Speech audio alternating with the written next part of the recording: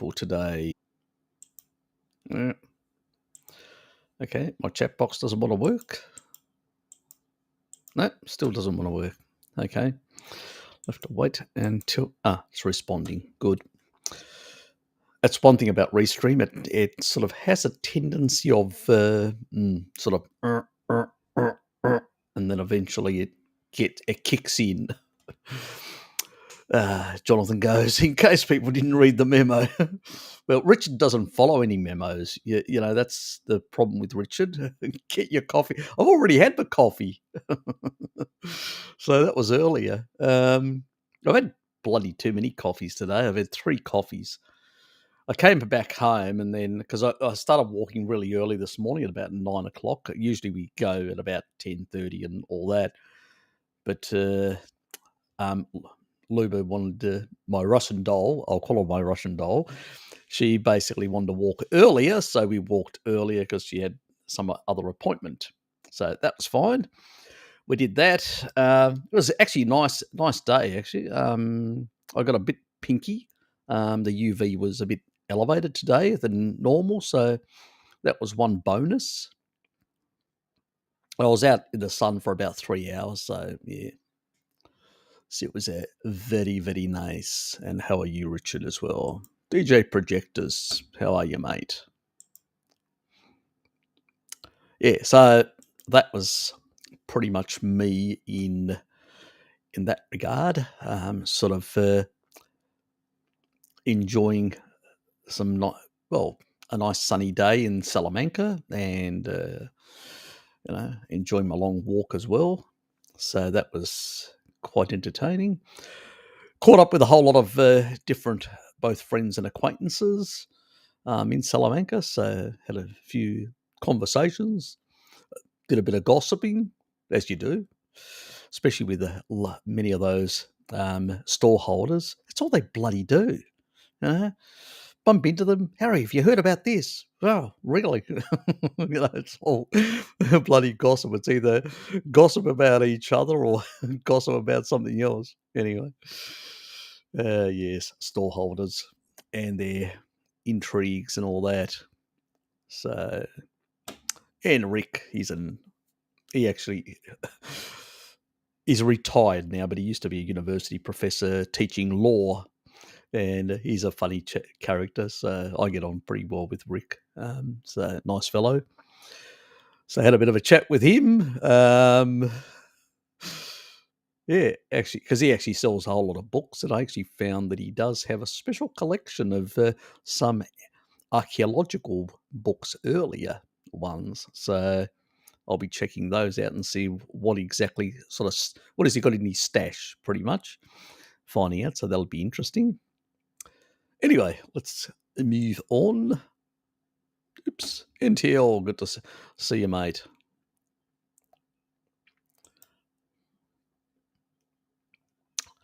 Anyway, tonight's sort of, we've got a few more people coming in, which is good. People are starting, I'm surprised, this was announced for some time, couple of days, or discussed that this was going to happen. Anyway, we're getting some stragglers in, or maybe people have gone out. Sometimes that's the problem with the Saturday, because it's usually either really morning and people have got things, family things and stuff like that. So yeah, just the way it goes. Harry, what is your opinion on Zechariah Sitchin and his hypothesis regarding humanity's creation by aliens? Nonsense, basically. Nonsense is the simple answer to that. I'm not saying that it's not a possibility, but I think it's nonsense. There's just no evidence whatsoever.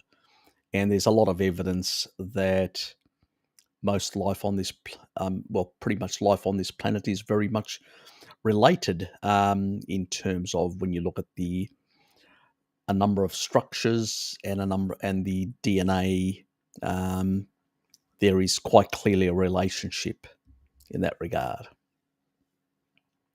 My sort of view is that I do believe in the anthropic principle, that the universe came about because it just came about. It was designed this way.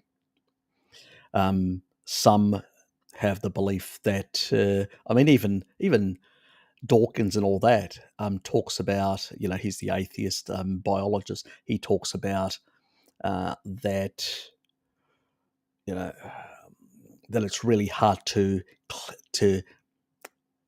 deal with a creator, so to speak. It's really hard to excise a creator out of the current understanding that we have in of science, and the that the probability in terms of mathematics and the level that we understand in terms of science, the probability that complex consciousness could have emerged in such a short time within the universe is unlikely. This is why we had this spin-off of the belief that there was a multiverse, and there was multiple dimensions, and this could explain all the possible outcomes. So you could have all these different universes with slightly different variations, making it plausible that this could happen. It was just a random event of a whole lot of multiverse universes, and this one just happened to be right and all that. So that's the sort of thing, because when you accept the anthropic principle and you reject the concept of multiverse, that's the only possibility, because of, especially, we know now that DNA actually holds information. It's an information storage thing. To achieve information storage within the 13.8 billion years in the way that it's actually the complexity that it has, it's the probability, and that's why it excludes also aliens, because they would have to you would have to get trillions of years of existence of an existing universe before we even got to the level where the mathematics would permit for such a species to emerge and also acquire the capability to seed the universe with new life, biological life, organic life. So this is the problem. And then we find organic life in space around comets and all sorts, and we know that there are organic molecules in space. So the universe was actually being designed to bring about life, you know, but the mathematics tell us that the probability of this happening is very remote. So we've got basically a conundrum, you know. I became an atheist when I embraced the multiverse approach. Then I became a person of faith again when I rejected that, because I realized the probability. And, once, the thing that nailed it for me is that a lot of what was happening is you were getting this a rationalist approach to physics, where more and more speculation was the approach, rather than where empirical science, experimental, was being relegated to the sidewalk. And that really disturbed me, because it meant that scientists were basically making up shit and not really being able to prove what they were actually pushing. So that sort of moved me away. And then the sort of nail in the coffin for the multiverse that I expected, I'd actually rejected it even before this, but when CERN did their experiments of these higher type of, temperatures, what they found is, that the sort of molecules, the things that they were expecting, the matter that they were expecting to emerge, didn't emerge. So it was a bust. The mathematics were a bust. Now they're trying to say, oh, well, we can, adjust it slightly this way or that way or whatever. That's just fabrication. It's like I take a measurement of a pulsar.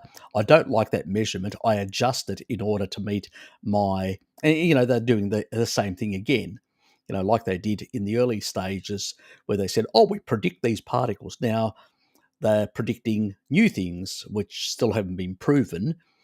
But, so it's a failed theory.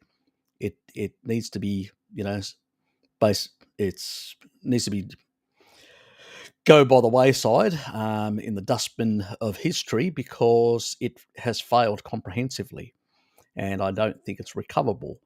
Which then we come back to the situation where the probability, in terms of just random probability, as a lot of these atheists like Richard Dawkins and many others sort of promote, the probability of that happening with our current understanding of physics is highly improbable. Now, obviously, there's another problem with actual, creationists, the way they actually think, and they do. This sort of movement does exist in some elements of the,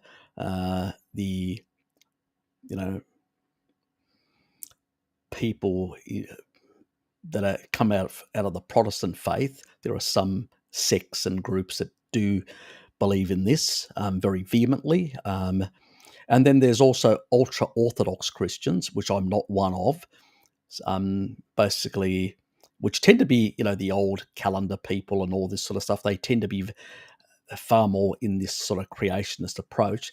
And I usually see it a very different way. I say, stop putting human linear timelines into God's, God can actually intersects all time, creation at every point in time, every slice in time, and can intervene and insert anything he likes at any point. So stop trying to, you can actually create a universe with those laws, bring about that certain species will evolve in order for then to insert the creation within that, slightly modify and pop out, that sort of, God can do anything. They put limitations. And I see that as, because that's the only way creationists can actually make their thing work, by inserting God in the limits of time, which is absurd, and also in the in specific time frame, so, which is ridiculous. Anyway, that's a bit my sort of take on some of these sort of things, but that's the sort of thinking, and so I sort of pretty much reject it, as some of the fathers in the Greek Orthodox faith say, well, leave science to the scientists, and we will stick to the faith in actually trying to influence people to bring them closer to the light. And that is our speciality. We specialize in bringing people closer to the light, away from darkness, and we leave science to the scientists to work out, who are trained in those areas. These are, science is, understanding how the universe works and all that isn't our vocation. Our vocation is faith, and our vocation is to encourage people to apotheosis, which is to become godlike.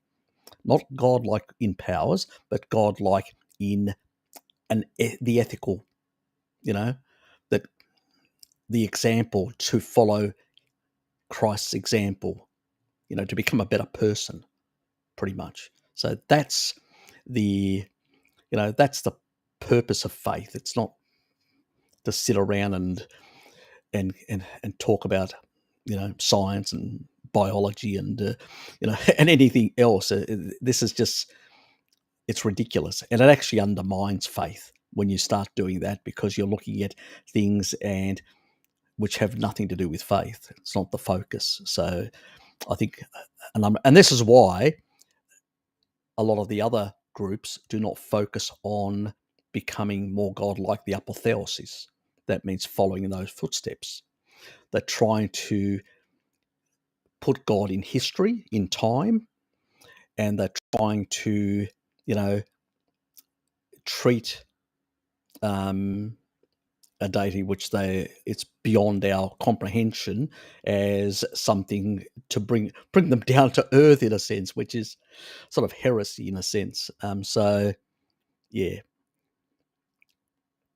Anyway, I've had my little rant against creationists as well. So we'll move on because that's not the focus of tonight's live stream. It is to talk about the current crisis and things like that. So we'll stick to that. I'll quickly just whiz through these things. Like the Zoom, we all got confused. Okay. Fair enough. You've never seen a movie, and probing. We won't say the A word of probing, but you know what I mean. So, where have you been hiding, Richard? Under a rock? G'day, Gary. Good to see you, mate. Yeah, but yeah, I got back late, and so I will be on tomorrow on the Zoom and later after this live stream. So, hopefully, I can see you there. We can have a bit of a chat. G'day, Jonathan, and he will move on. I've had much Serpanos this week. I was taking notes in the Zoom yesterday.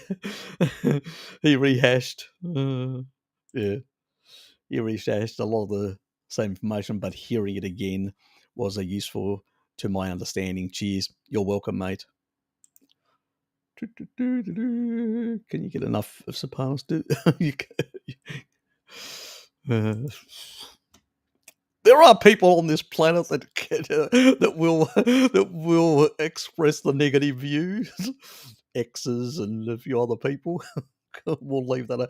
We won't go into that at the moment.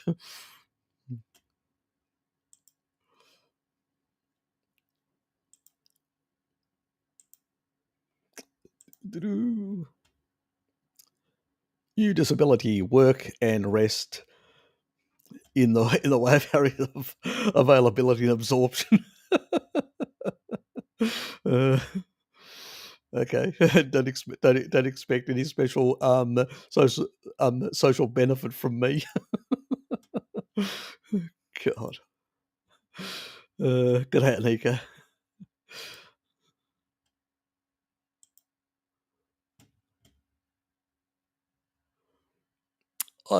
I spoke with Pim Johnson the other day about binge eating in the bodybuilding world. It's up on Thursday. Oh, great. Look forward to it. So, yep, just let people know about that. Just a heads up, folks. Might be useful to some. I think it definitely would be. I think, yeah, there's a lot of different, like bodybuilding is one of those things where people just think that ramming more food in is the way to go. Really, what you should be prioritizing is protein and animal fats, and and when you do prioritize that, you will get sufficient aminos and the leucine that you require for muscle protein synthesis. And it's a matter of getting somebody like Jonathan, who knows how to coach you, to assist you on your way as well. So do consider subbing to Jonathan. He's in the featured channels on the main page. You'll find him down there. So do consider going there and clicking the subscription button.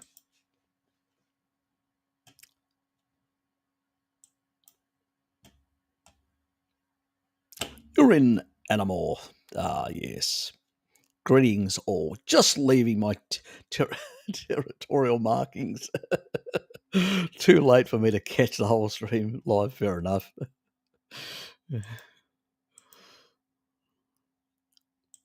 So basically, he's just pissed on us and taken off. That's what he means.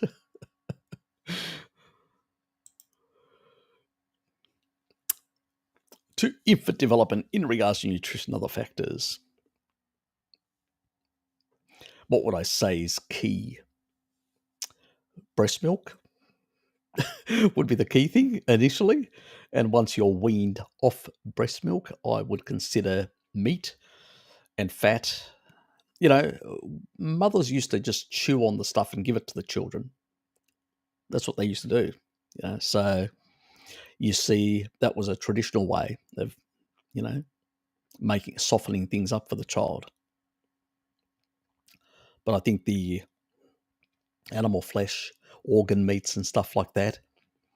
See, where an adult probably only needs occasionally a bit of organ meats, especially if they've become a bit deficient and stuff like that in micronutrients.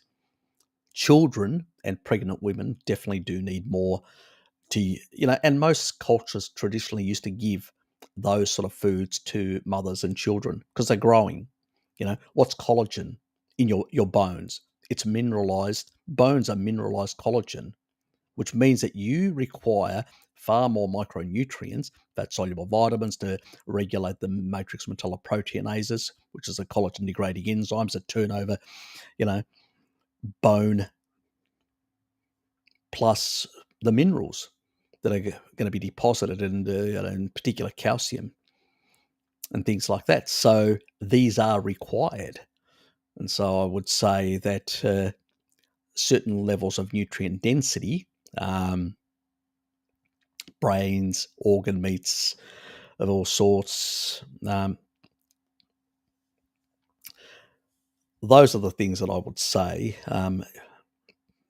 prioritize not just the muscle meats, but also importantly certain organs and stuff like that, because that will help children. So, but for the first sort of months, like 6+ months and all that, the key one is obviously breast milk. It's got heaps of taurine, and taurine really plays a big role in brain development. So, in this case, the mother needs to be well nourished, have good nutrition, in a sense, in that regard. And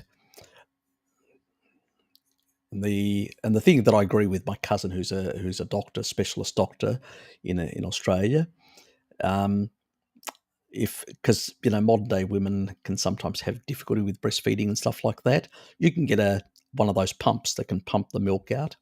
So there is that option, shouldn't be neglected. And the child has quite a lot of adiposity, a lot of energy and fats and stored nutrients as it's grown. So eventually, as that sort of shrinks, then that will help. But anyway, that's for another day, because I need to get to the main subject matters. G'day, Zach.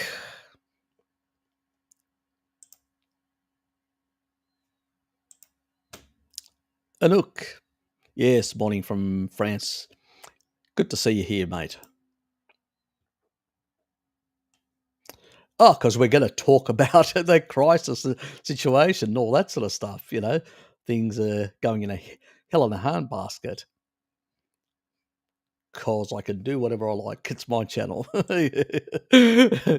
put it bluntly, I'm finally moving to a country house, circadian gym surrounding maxing here. Fair enough. Good for you. And yep, I think just the bugs, animals help, plus quiet. You're as bad as another a Kiwi person. We have a 6-month, 5-year-old, bit like the stepdad I want. Best start. Thanks for the advice. Yep.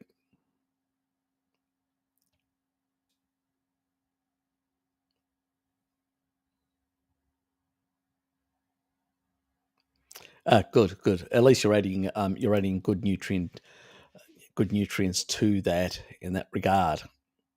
Anyway, let's get going with the main program, because we're already in about 24 minutes and I haven't thing. Anyway, currently the situation in Europe is quite dicey, and I would say while the other parts of the world are problematic, there are a whole lot of issues in other parts of the world. G'day, Sandra. The situation is Richard.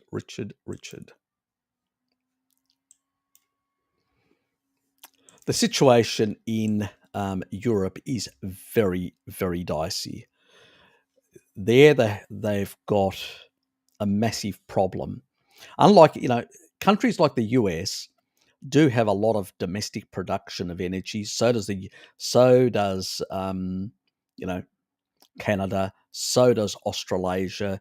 So to some degree, yes, they are being affected by global prices, and it is affecting a number of industries and issues. But to some extent, because of domestic production, those sort of countries can restrict um, a certain quota of stuff that has to stay in the economy, which can actually have a reduction, a reducing sort of inflationary effect in those sort of countries if the governments desire. Where Europe, on the other hand, has a massive supply disruption, and it's very dependent on energy and food externally. And that's because a lot of these things have been neglected, unfortunately, due to poor Brussels EU policy. That's where it's really coming from. These are the consequences of Europe, focusing on high quality, high end tertiary and secondary manufacturing, and neglecting primary industry. That means neglecting fisheries, neglecting energy, neglecting food production. Pretty much, I mean, like in Greece, have been giving subsidies to the south and people like that to pretty much not produce food. It's crazy. So it's been a bit of a rort for many years. The common agricultural policy has been a mess. It hasn't been focused like the common energy policy has been. Windmills and solar farms will be greener than the greens of the rest of the world. We will be uber green. And that was a German position. We'll allow others to pollute, not us, because we're superior. We're sort of virtual signaling the world that we Europeans are much better than the rest of the world. We care for Mummy Earth, as Greta told us, and the rest of you can go on. You're evil and killing Mummy Earth. So that was the sort of nonsense we got from Europe for a very long time, and pretty much they didn't develop any really realistic policy on dealing with the the current crisis. And a lot of people talk about this. I mean, I touched on it in previous situations in the past, in conversations, and there were many about.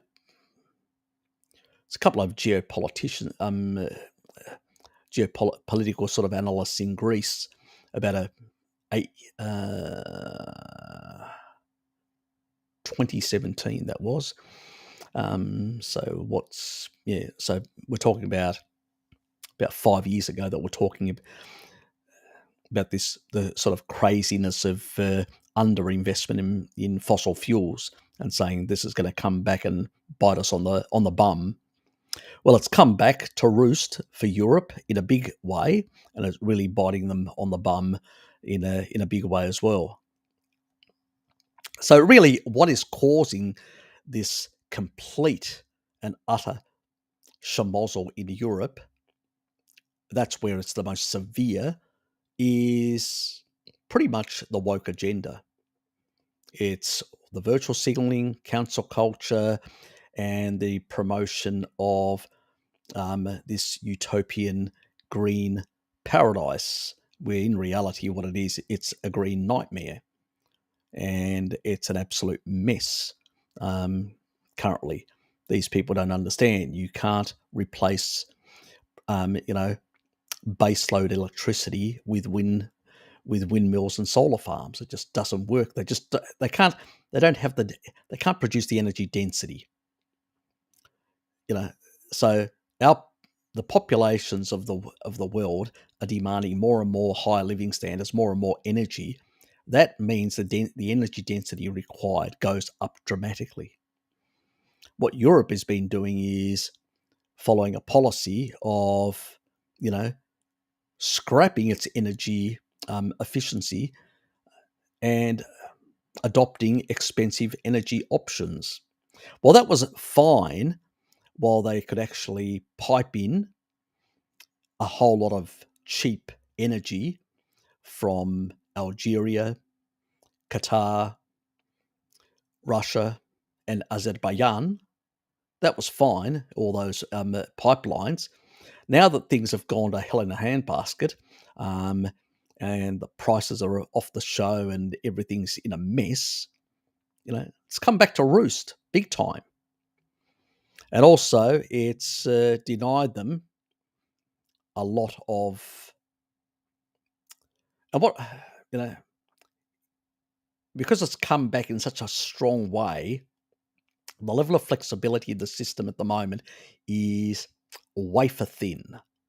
So things are really bad. Now, you probably heard that the UK is going to spend about 150 billion pounds on energy subsidies, and Germany is going to spend about 200 billion euros. So, what is that? It's new debt. It's fiscally, completely and utterly irresponsible. It's new debt. Printing more money isn't going to actually magically create more energy. All it's going to do is it actually will increase demand when the supply is shrinking, and can amplify debt and amplify inflation. These people have no idea what they're doing. As I said, most people that end up in Brussels are the sort of the losers of the political establishment in their own countries, like the ex Minister for Defense in Germany. She was useless, and now in the EU, she's just as useless. Then a number of Greek politicians, ex-politicians who failed miserably, now are, working in Brussels. They were just as useless as they were before. The reason why they couldn't get back into Greek politics is because they were shown to be completely and utterly useless. And it's the same thing if you take a look at most people that are running in bureaucracy. All they do is they go to these cocktail parties, they go to all these other things, and none of them are going to put their hand up to come up with solutions because they're too scared that they'll be accused of failure and lose their little privileges in Brussels, where they can go around and have their little cocktail parties and and virtual signal from their boutique coffee shops and stuff like that. That's the sort of people we're talking about. The next are bloody useless, you know. So their policies are just crap. I mean, you've got, on the other hand, Germany's lowered their sort of gas sales tax from from 19% down to 7%, which is fine. But all you're doing is you're denying yourself revenue. If you're going to subsidize, you need the revenue so you don't create more debt. So why would you do that? That's a stupid policy. It's a completely stupid policy. What you need to do is limit consumption. I'll talk about that in a short amount of time. Now, there was going to be one of those green consumption surcharges that was going to happen. They scrapped that. That was a good idea. That was actually a good idea because that was a distorting effect to the markets, and that should have never been put in there. But it was another one of those green BS things that was going to come in October in Germany. And they were trying to promote it in some other European countries as well to reduce energy consumption. I mean, really? These people are completely unrealistic, and it took them until very recent to scrap it. How many brain cells that they had to use up to basically come to that conclusion, right at 1 minute past 12. I mean, these people are just hopeless. I mean, German inflation currently was running in August at about 8.8%. Now, it's in September, it was running about 10.9%. And that's, I mean, if you go back to the crisis, where is it? I actually had, hold on, let me just find the damn thing. Where is it? No, that's not it. That's not it. God, did I get rid of it? I probably did. Let me see if I can find it. Nope. No,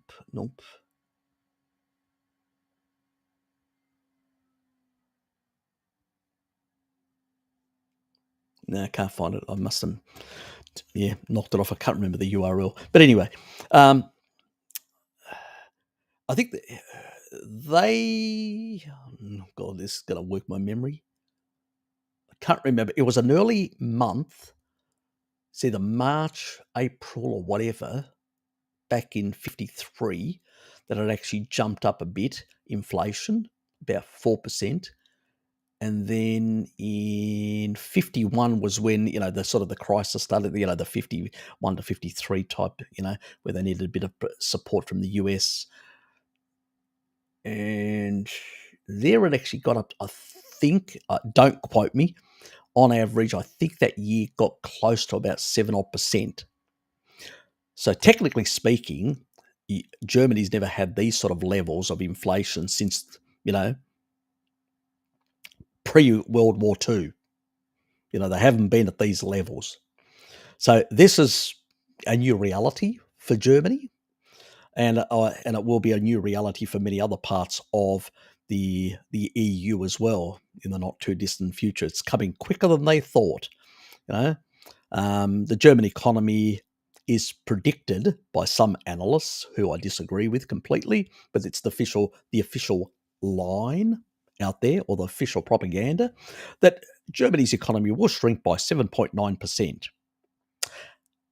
I can't understand that. We've got, companies like the steel industry in Germany and a number of other companies that are either scrapping or furloughing about a third of their staff, or they are working only a couple of days a week, some even down to 2 days a week. All sorts of crazy things are happening. And these people are talking about a 7.9% shrinkage of GDP, German GDP. I think that is, let's put it this way, I wouldn't be surprised. I mean, Russia had an implosion after 96 of 40% of GDP. If you've got a massive contraction in energy, I've always said, energy is that the production of goods and services is determined by the energy potentiality in the system, is my saying. That's mine. So, if you're going to quote it with my name, because nobody else has actually come up with that. So that's my little thing that I've been using for many moons, well over 2 decades now. And it's pretty much energy is the thing. I mean, if you go right back, it was horsepower. Human power, then horsepower. That's how, energy is the basis of creating goods and services. So if you're having a massive contraction in energy, now that we still don't know who, but obviously it's in the interest of certain Western powers to damage somebody else's infrastructure. So Nord Stream 1 and 2 have been damaged quite severely. It looks like severe debilitation, which, whether Germany likes it now, they are begging the South, which is Greece and all that. Do I have an image of Verithusa? Probably not. Probably got rid of that as well. Anyway, there's a big facility in Greece that's just south of Athens, and it's a big island where they've just got massive infrastructure of LNG, massive stored energy.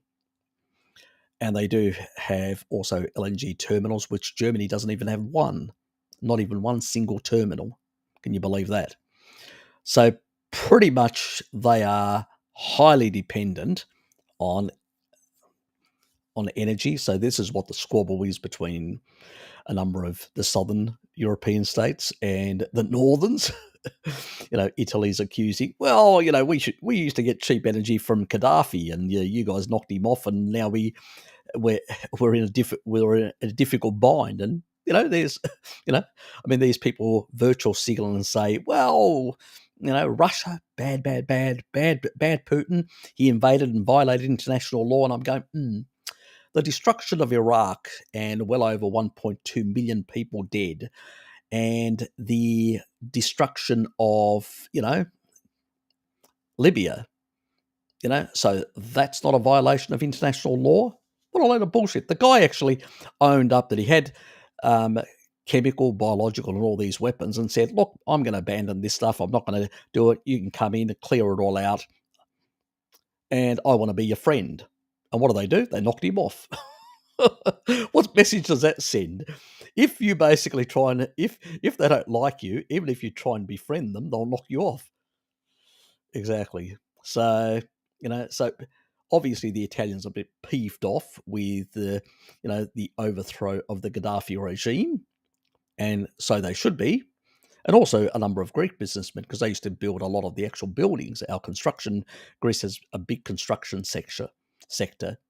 So that also contracted due to no Libyan contracts, so to speak. So both Italy and Greece were affected by that war negatively in that regard. And obviously, the state of affairs in that country, under investment in energy, and the state of affairs is just abysmal. So, like, some areas are still producing some oil and gas, but it's a mess currently. So most of if we get anything, it's usually now coming from Egypt and Algeria primarily as LNG. Um, so that's pretty much it. And whoever's got contracts, they're lucky. Whoever doesn't have contracts, they're in a bit of a bind, which is what the reality is. And people don't realize how bad this winter is going to be. And they don't realize that the energy sort of shortages are going to be exacerbated by, you know, if let's say the winter in Northern Europe is colder than or worse than previous years. Some are predicting, we don't know, but some are predicting. Let's say it plays out like that. Well, that's going to exacerbate energy shortages. So it's going to create a lot of problems. And no subsidy is going to provide you with additional energy. It's simple as that. So it is an absolute debauchery, an absolute mess, the whole place. And the people running the show have got no ideas and no concepts. Now, what are the most important things? And on top of that, we've got companies in Europe at the moment that are involved in fertilizer and stuff like that, which is required for food production. And a number of them are teetering on bankruptcy. So, wouldn't you think it would be a good idea to subsidize these people as a priority so people don't starve in Europe? Or do they not care whether humans starve or is it, you know, who cares, just part of their depopulation strategy, maybe? But the reality is that there are a number of companies in Europe, some big companies that are involved in fertilizer, and they are on the knife edge of collapsing. Some of them have already withdrawn capital investment into next year, so they've got no, because without any support from the government saying, we'll underpin you. Why would anybody invest in an industry that is teetering on collapse? So wouldn't you think that these politicians would come up with a strategy to support agriculture? There's nothing there. So what are the things that people need? People need energy for keeping warm. You can survive heat to some extent by ventilating, by opening up windows and all that, and you know, and having a small fan and just focused on one room. But cold, people can freeze to death potentially. So things could be very dicey in that regard. So these people don't seem to really give a don't really seem to care, or pretty much are devoid of solutions. They just they just don't have the brains, the intellect to come up with anything. Fluffy Rainbows, good to see you here. So that's part of a lot of the problems. How to find based carnival girlfriend. Zach, you're on the wrong live stream. Ask me on a general live stream, the next one, about stuff like that, what to look for.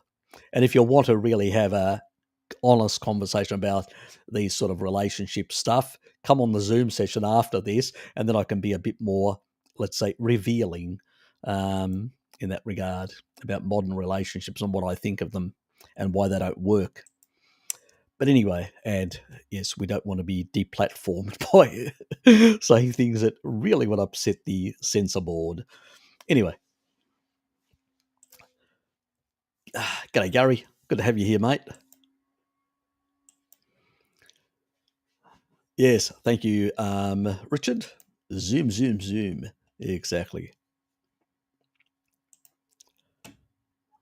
Raymond, good to have you here, mate. Solar panels on windmill blades, Harry. Oh, God. Is that your solution? Creating more green waste, as I call it, and this is really green waste, not the other the carbon based green waste, which is actually a good thing for the environment. But we're talking about the all this other crap that they made. So yes. Also, we need, it's not enough taurine. Also, we need to deplete deuterium, Sandra, because lowering deuterium levels will actually will stop the damaging effect of the mitochondria, and then taurine can actually help repair the damage. But it's a two-pronged attack when it comes to restoring youthful energy by restoring youthful mitochondrial density and function, which is the key secret why just doing deuterium depletion, whether with a ketogenic type approach where you lower for more fat and stuff like that, or take metabolic water, is not enough. We need to heal and repair as well. And that's where taurine plays a reparative role, and also in regulating protein synthesis, and protein folding and protein turnover, which is key to, so it has this regulatory role. But we also need to get rid of the damaging deuterium levels in our system. In the EU, this economy, energy, food crisis has been long time planned. The pandemic notions and all that. Look, I don't think really it's been long time planned. There may be a few people that had those notions, but really this is a crisis that has come about from stupid ideology. It's really man-made, that's true, but it's really out of stupidity. Now, there may be some nefarious forces that are promoting these depopulation strategies, but it's not the majority of the ruling classes at this point in time. They're still the minority, but, they are quite influential and they can push agendas and influence direction of things. So in an indirect way, you're probably there, but it's not, because if it was all of them, it would be, things would have moved a hell of a lot faster, much earlier. So, it's like any group, even the ruling classes of any society, they are divided amongst themselves and squabble for power and influence and stuff like that. So it's not a cohesive group. While they have common interests, they still do have differences in the way they want to go about things. So there is a struggle amongst them as well. So it's not just simply as that. That's why it's harder to basically say, there, it's obvious.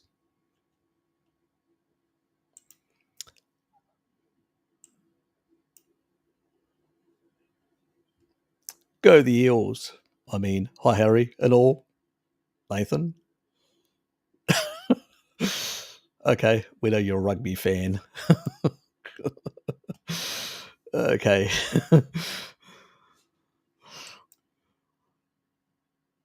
Richard probably likes you. I really like on the woke Peter, Jordan Peterson's commentary on the woke agenda. Yeah, he's right. He's right. It's really misanthropic and really destructive to young people and our society. It's actually turning us against our own self-interest, our own selves. It's a mad ideology. It's really a mad, destructive ideology. And the ruling classes are promoting this. Not because they believe in it. This is the funny thing. They don't believe in it. But it's a way of, it's called soft authoritarianism. See, the thing is, when you've brought people up to believe that they are free, that we believe in democracy, we have democracy and all that, it's really hard to strip people's rights away. It's different. An authoritarian regime doesn't give a shit. They just strip your rights away. And you basically are told, play along or get knocked off. And so most people play along. You get a few intellectuals that misbehave and they get knocked off. And it's only when the whole system becomes very much crisis-ridden that people rise up. But when it comes to the West, it's the way we've got now like 10 families running the whole show. Companies like BlackRock that have got 21 trillion. They manage $21 trillion worth of assets. They own something like a quarter of the US stock market and many other stock markets around the world in large amounts. And they use Aladdin, which is an AI, which has been used to really, outfox humans. So it's using AIs. These AIs should be made illegal in the trading market, because what it's allowing these people to literally siphon off. They're not producing anything new. They're not innovating. They're not actually contributing in any way to society. All they're doing is turning the society into crony capitalist rentier society, where these are small, and they even call this entity, their sort of group, their club, monarchy. They try to kind of create their own new monarchy on the whole planet of Earth. Their own, basically, to dominate the whole planet. And that's the agenda of BlackRock and its founder and those who that are associated with this person. A number of countries have actually used this technology. I mean, even Greece used it to, let's say, change the complexion of its economy. And it did help them a bit. It got them out of a bit of a dire situation. But, they could have actually done that by developing their own energy resources, and which would have been better for the population, where this was just better for the elites, and kept them in power. So it didn't really help the population, didn't get them out of poverty. It just fixed these, fiscal imbalances and masked some of that stuff over with a lot of instruments, paper, basically, made up shit. As long as people believe in it and support it, it's accepted. The thing goes on, the lunatic asylum goes on in the way it runs. But yeah, these are the sort of people that are pushing this agenda, not because they believe in it, but because they can actually achieve, authoritarian control of the population in a very subtle way. Cancel culture it's all part of that whole thing. It's a strategy of control that these people are pushing. And so they control the finance, and the tech and finance people are all one. And pretty much they're all like a parasite. They produce nothing really tangible. There's no wealth that is, they appropriate from the rest of society, the productive parts of society. That's all. They just suck the productive parts. That is why they create malaise and decay. And most people can't get a break in this world. The opportunities have gone downhill. The ability, the actual mobility, between different socioeconomic statuses has actually diminished as well. This is what, when you concentrate wealth to such a level, creates a rentier society where capitalism moves into an authoritarian rentier society of oligarchs that control everything and run everything. So yeah, and this agenda is just basically to weaken opposition. If you can get a lot of the young people to be fighting for these stupid idiotic causes, what happens is you can silence the rest of society, especially the older people like my generation that look at this and go, this is nonsense. But when you've brainwashed a whole generation of kids in this sort of mentality, remember the little young kids with a little red book, Mao's little red book, that ran around killing their parents and grandparents and all that disagreed with Mao? Yeah, basically it. They've created an army of lunatics that are brainwashed to believe in this sort of nonsense. The only difference is they're not using the violent approach because they know that could actually, if it goes south, they could lose a lot of things, because these people could take them out as well, like happened in China and Russia and stuff like that. So they don't want that. So this is a controlled opposition, or a control, where they can use it to corral and force others to comply with their agenda. And their agenda is, global dominance. That's why they believe in globalization, and they want to destroy the nation state because they want to create like the whole world into a peasant class which they control. Got it? And many of them are invested in Europe, America, China, everywhere. They'll collaborate with anyone that can keep them in power.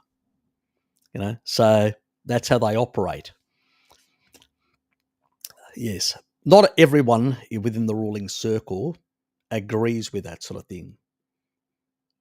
That's why you've got some people that are opposed to that, like Trump and a few other people. But even they don't really understand the depths of this sort of thing, and they don't really have a strategy to deal with this. So, yeah, it's pretty difficult. Let's put it that way. Yeah, it's horrifying. G'day, Dick. Good to have you here. Hi, beautiful people. Can't believe I've made it. I've missed you, Harry, and everyone here. Oh, thank you, Adek. Where have you been hiding? Or you've been quite busy coaching people, I suspect, and other things, or maybe you've had some family things that you've had to deal with, which is fair enough. I've had, with Dad and his issues with his fourth jab because he didn't listen. His leg is doing better now. The clotting has come down and the swelling has come down, so he's more mobile now. Oh, God, I wish he just listened. He wouldn't have had to go through this tragedy and difficulty, but, drives me up the wall. Anyway, let's move on. Politicians are not knowledgeable. Actual science, the info from lobbies paid by big, by big corporations. Up to, for us, grabs, unfortunately. Yes. Very, very true.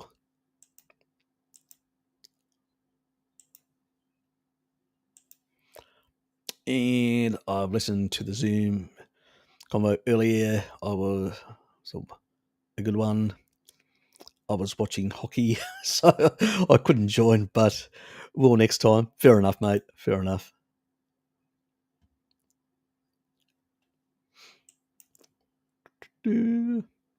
Biggest deception lies in the US seems to be democratic, but the fact is behind the scenes by non-elected, untransparent bureaucrats informed by their technocrats. Pretty much, yeah. Look, the centre of Europe is one of the most authoritarian, undemocratic institutions ever created. It's a supranational organisation which doesn't even have the direct control of the actual people of Europe. If you're going to set up a proper representative bureaucracy and a proper representative administration, what you'd do is you'd set up a confederation type thing, which you would have appointed people from government. That means government appointed, to such a body. It would be a bit like the Council of Ministers that it currently is. Certain bodies, and so the minister for every country would go to these sort of things with their entourage and work on common policies in that regard. But you would also allow the nation states to determine their own domestic policies, and these would be general sort of things like to be promoted for coordination purposes. That would be the right way to do it. On the other hand, the bureaucracy, you'd scrap them completely, and what you'd have is pretty much committees type things. So you'd have an agricultural committee. You'd have there'd be advisory bodies. So the bureaucracy would be converted into advisory bodies, and on the one hand, and a body for which would come under the finance minister for distribution of funds and stuff like that, and coordinating some level of fiscal, adjustments and all that with certain programs that everybody agrees with in that regard. So that's how you would actually sort it and regulate. So these would be true representatives of those societies coming up with some common goals and aspirations and stuff like that. That's the one thing. Anything major beyond that would have to go to a referendum in the populations to agree or disagree. And there you'd allow the majority, if they agreed, to do one thing and the others to opt out. So you'd have the opt-out option, which means you could still get on with doing certain things if you wanted to, but without basically forcing others to that. That would be it would respect the will of the populations in those states. Then those committees that are the sort of bureaucracy, they would be made up not of appointees of mates, but they would be existing public servants from the different European countries that would be seconded. They would be still working for, let's say, the Greek government, the German government, the French government, but they would be seconded from those ministries, the Ministry of Agriculture or whatever, to this agricultural committee or defense committee or whatever, and they would coordinate and work and come up with a consensus agreement that all, it wouldn't be the bureaucrats overriding national policy, but this would be one that all parties agreed to. So it wasn't basically stepping on anybody's toes, and then you would get a more unified approach which everybody could agree with, and you'd get things that you could do and things that you couldn't do, you'd leave it for the national governments to sort out. And in that way, you would have, you'd have the market, one big market that would have the benefits of that, but at the same time, you would also have this decentralized power as well. It wouldn't be all this overarching sort of, but obviously that wouldn't work because the elites of Europe couldn't have that. They wanted to basically have this unelected, undemocratic centre, which they could then dictate to all the citizens of Europe, this is what we're going to make you do, or this is what we're going to force onto you. That was really what it was designed. Well, the reason why the European Union was designed, in the common economic market or European market in the first place, it was basically to protect. It was a protectionist racket for certain industries, manufacturing industries in Britain, Germany, and France. Okay, that's really what it was in those early days. It was a protection racket for certain industrial groups. That's what was set up. Okay, and it evolved into a bigger protection racket for more of the elites of Europe. That's why it's never been a democratic institution. That's why it's never been a people's union, but a corporate union from the beginning. Just letting people know that's the reality. That's why it needs radical reforming. That's why we need governments to come in power, like in Italy has come and others, maybe Le Pen later on, governments like that come into power and say, look, we're going to reshape Europe. We're not going to accept these dictates from the centre. We're going to create one which is a representative centre and looks and protects our national interests as nations within this union. And that would scrap that whole edifice of bullshit above. But that requires the people of the EU voting politicians that want to change the European landscape. And unless you do that, not going to happen. So that's what you guys need to do in Europe. Pull your finger out and start supporting people that want to change and completely and utterly reform the EU the way it works. In that regard. Yeah, he does. That's I came across him. Well, actually, one of my subscribers told me about him, and then I checked some of his videos, and I realised he actually really thinks in a similar way when it comes to these sort of things, which was really nice. That there were other people that think like me on these things, which was yeah. I think fundamentally energy is the thing, and we had the golden years of capitalism, 50s, 60s, and early 70s before the oil crisis. And what does that tell you? When you've got cheap energy, you can really have great living standards. You can have a middle class. Without cheap energy, you cannot have a middle class. Without a middle class, you cannot have democracy. Got it? They go hand in hand. And people need to understand that. What is happening now is basically a coup against the people. That's what this energy crisis is all about in that regard. So keep that in mind. And some forces in this world will exploit it for that purpose. Thanks, Richard, for the Pacific Pasitos, as Bart K would say. Thank you, mate. Thanks for the Zoom and the enthusiasm we all need. Not a problem, mate.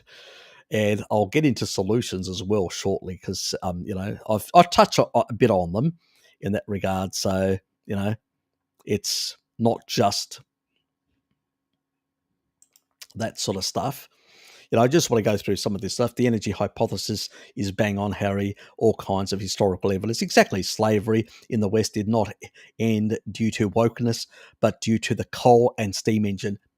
Perfect. I couldn't have said it better myself. That is exactly it.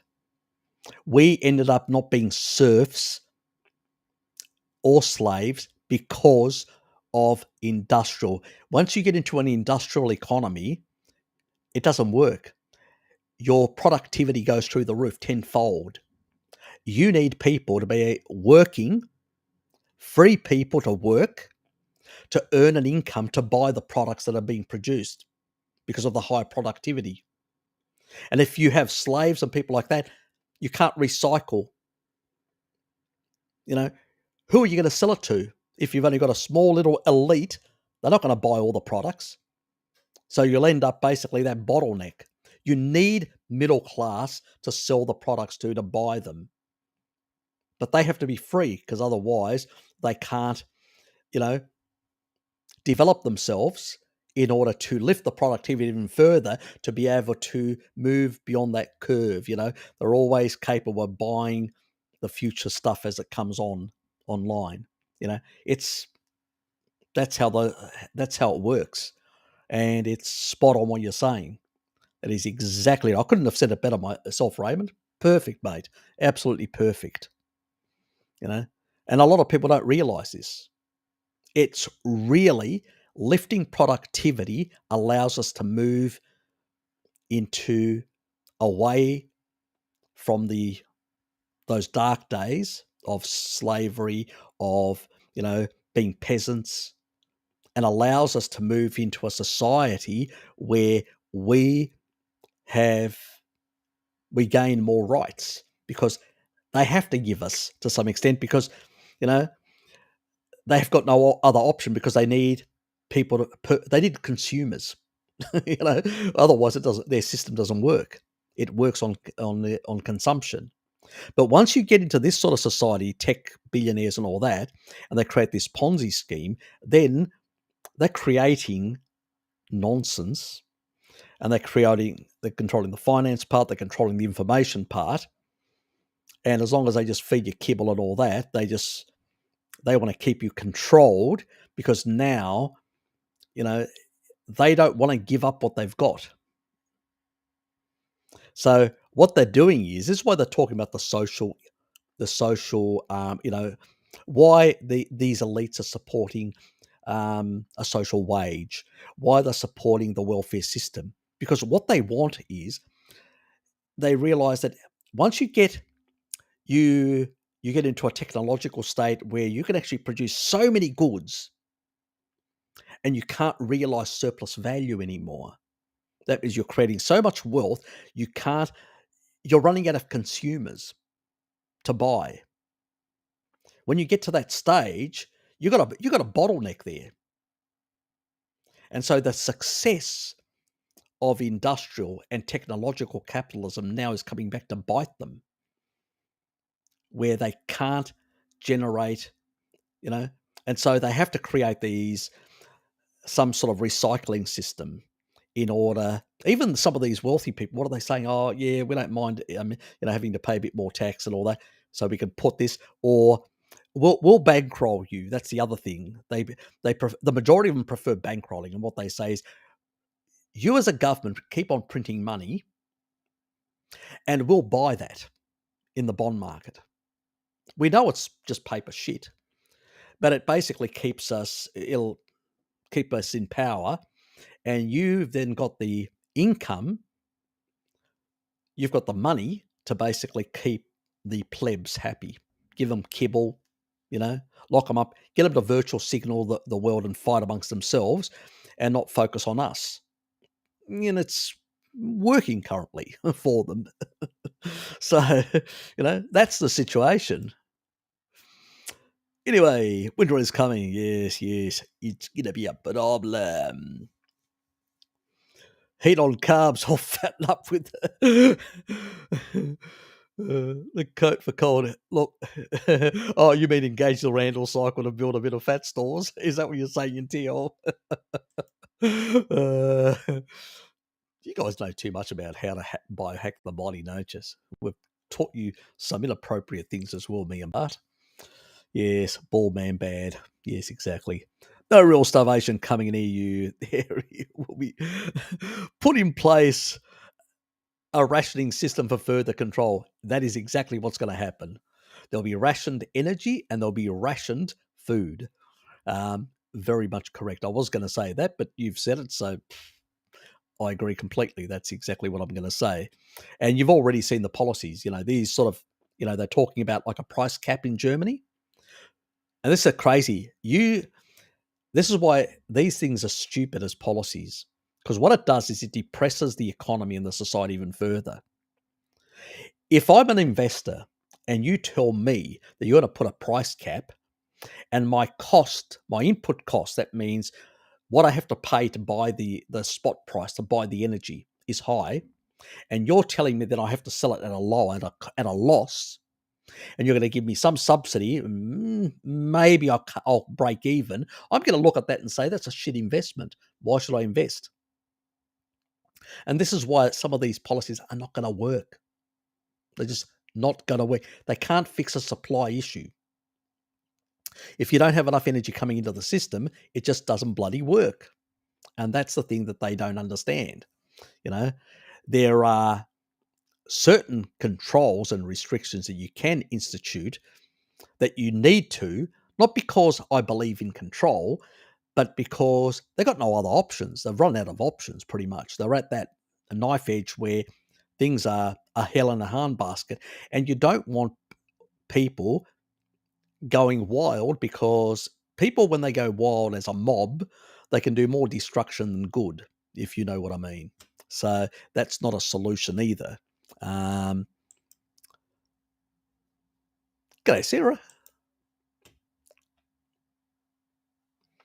Yes, yes, yeah. Look at all those lockdowns and stuff like that. Just destroyed the supply chain. I was watching a YouTube video earlier today, um, and this was on Fox of all places. And some people said this sounds more like CNBC and CNN and stuff like that. And they were talking some just the fives or something like that. Just absolutely nonsense. You know. Oh, one of them said, "Oh, the supply chain was destroyed by Putin." I'm going, are you for real? Are you on drugs or something? The supply chain was destroyed because of COVID nonsense, and also from underinvesting in energy that actually really derailed a lot of these things. So, really?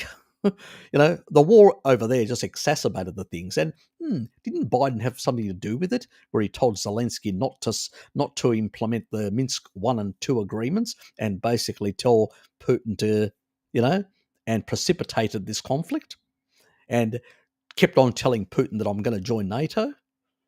So isn't that like a, you know, a red rag to a bull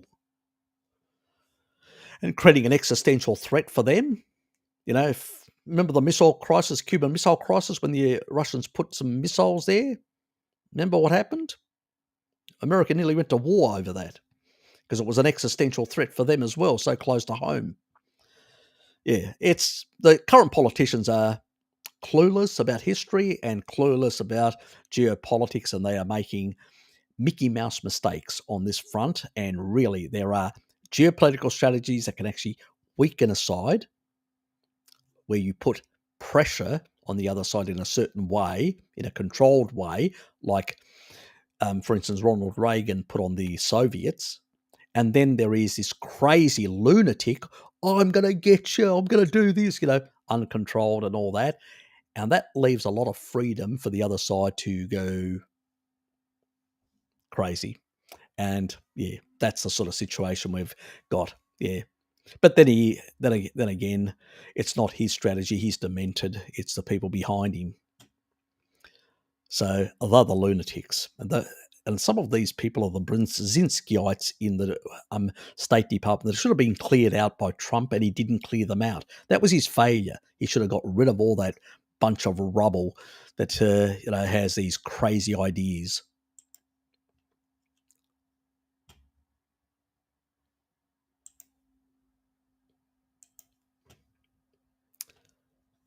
Just switched on to surprise Harry's in the house. Fatty Finn, where have you been hiding? I'm not a conspiracy thinker.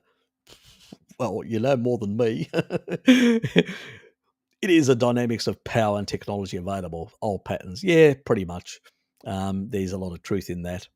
What I was saying earlier was that they're not completely united. There is a bit of division on the way they want to go about things, and that's where the conflict rises. But their play, they still want to control us because they've created a Ponzi scheme of, a magnitude never created in history, and they want to control it before it all starts falling apart because it's failing at the seams, so to speak, and they really don't have a coordinated plan how to fix it. That's their problem. They don't know how to reset the system without collapsing the system. That's their problem. They're in a conundrum. That's why they're trying to control the population and hoping that that will give them time to work out a solution. So, that's part of the thinking behind it anyway, within these circles. Just so you guys have a better appreciation and understanding why they are acting like this. They're not acting irrationally. There is rational thinking behind it. But the solutions are not very good and pleasant for us on the receiving end. Glass of milk, some Harry and entertainment sorted, Fatty Finn. What else do you need? In his speech yesterday, Putin accused the Western leaders of being submissive puppets. So true.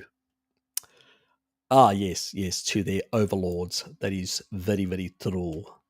Most people, and they completely bonkers anyway. They're very poor. Most people don't understand that fascism is tweaked socialism. Today's socialism is eco-fascism now, pretty much. That is really what it is, eco-fascism, and they're using that not because they necessarily fully believe in all that sort of nonsense. It's because they can actually exert control over society.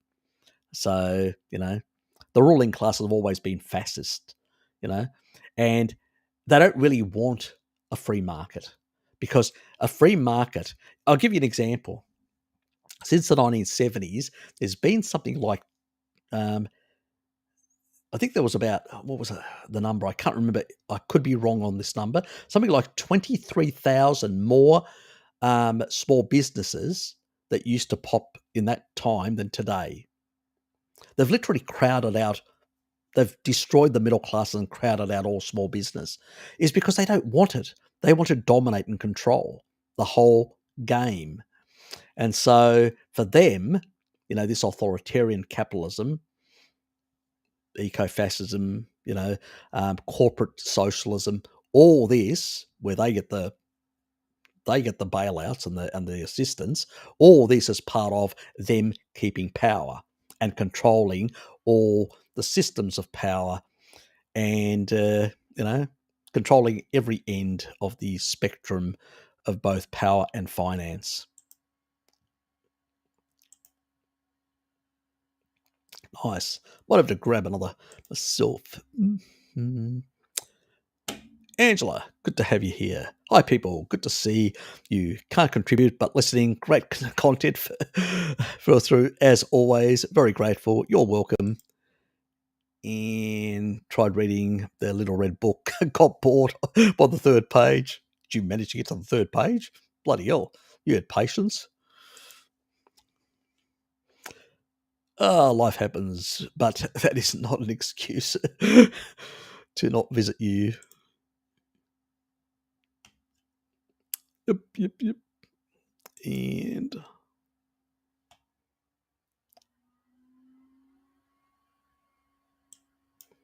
yep.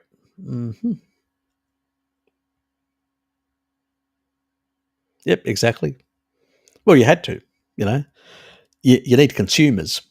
If they're slaves, you got no consumers. It's it's the system. It's the reason why the North attacked fought a civil war with the South in America. It was all about, and it wasn't because they were less racist in the North. It was because they realised that if slavery undermined their market dominance, so the North needed to sell products that they produce in their factories, and if you had slaves in the South producing, they would win the trade war. It was an economic war within the country, So it was two different capitalist models, and the North said, if we don't quash this, they'll win the market share and we'll lose out.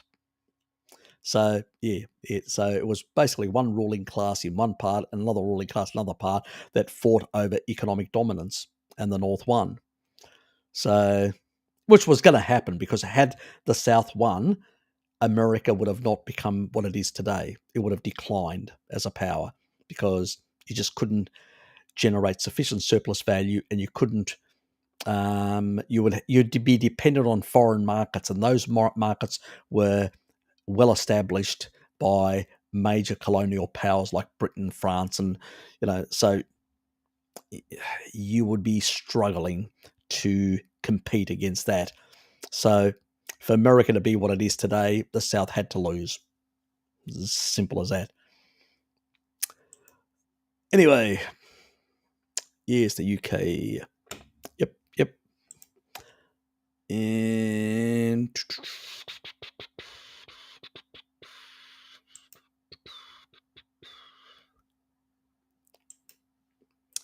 Alex's. Everyone is going bankrupt with these prices in Europe. Exactly. Yeah. Look, whole lot of businesses are teetering. These people are saying, like in Germany, 7.9% are predicting next year's contraction of GDP. 7.9%. I mean, Greece, in its financial crisis, collapsed by 30% of GDP. We've got a situation now where some industries are actually just doing 2 days a week. They've got just enough resources and energy to do 2 days a week. They're struggling. There's going to be mass bankruptcy throughout the whole of Europe. A lot of these businesses are going to go just belly up. It's going to be an absolute friggin' disaster. And you'll have these tech giants and people like BlackRock and all that control half the planet. They'll move in, these 10 big families, they'll move in and they'll buy everything up. And they'll become the new aristocracy of Earth. So, yeah. So, undermining the energy security of Europe, but also Merkel was an incompetent leader. She allowed her dependency on Russia when you had Greece, Cyprus, Israel, Egypt, energy hubs that could have supported and provided Europe with energy independence. So it would have given them the ability and the clout to basically stand up to people like Biden and to Putin and to, without basically being pushed around. Now they're being destroyed. So their poor sightedness and their own, you know, basically what you've got in Europe is the biggest problem. You've got little England, you've got little Greece, you've got little Germany, little France. You've got all these sort of, probably France, maybe they're a bit more international in their perspective beyond their borders, but most of them are inward looking. And as a consequence, they're not thinking about the big picture of Europe and how to coordinate and what you need. If you're in a union, you need to make it work. And you need to make it work on all fronts. And they really failed big time. So there is a lot of political incompetency there as well. So let's put that sort of side as well. Let's be completely honest about that, you know. So introducing digital currency, social credit system. Yes. Are you a good citizen, Alex? Do you deserve to have a AAA rating? Or are you somebody that criticizes the system? Maybe your rating will be junk. Yes. Coming to, if you look at what's happening in your country, in the Netherlands, Alex, coming to a place near you very quickly.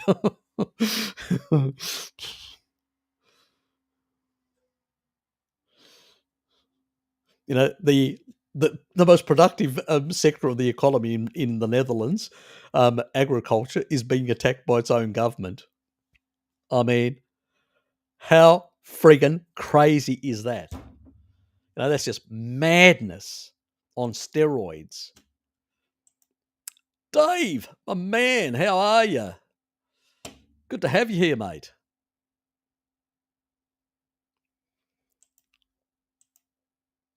And thanks to people like Ivor Cummings, I knew 2 years ago that even lockdowns were about wealth transfer, exactly. Crushing small businesses, precisely. Mocked by people who understand. Yeah, exactly. Yes, definitely. I know you're. Yes, I'm a cynical bastard as well, as I've been told by people that know me. You're so cynical, Harry. Oh, leave me alone. Just picked up 5 kilograms of ground meat. Should be enough for this week. Sounds good. I need to get more eggs. I've got a whole carton of eggs. I just went through one carton. I had 12 eggs. So I've got another, because I get 30 packs, 30 eggs. And so, yeah. Alex has been sent to the gulag. Yeah, the way things happen. God. I can't believe that Europe has got politicians like the lunatics currently running the Netherlands. I mean, God almighty. Did it occur to them the people who own the lockdown businesses, like airlines, also own the bigger businesses?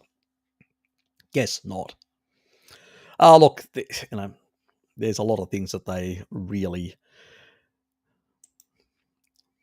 remember. They're not the brightest people, They're just the most opportunistic and ruthless.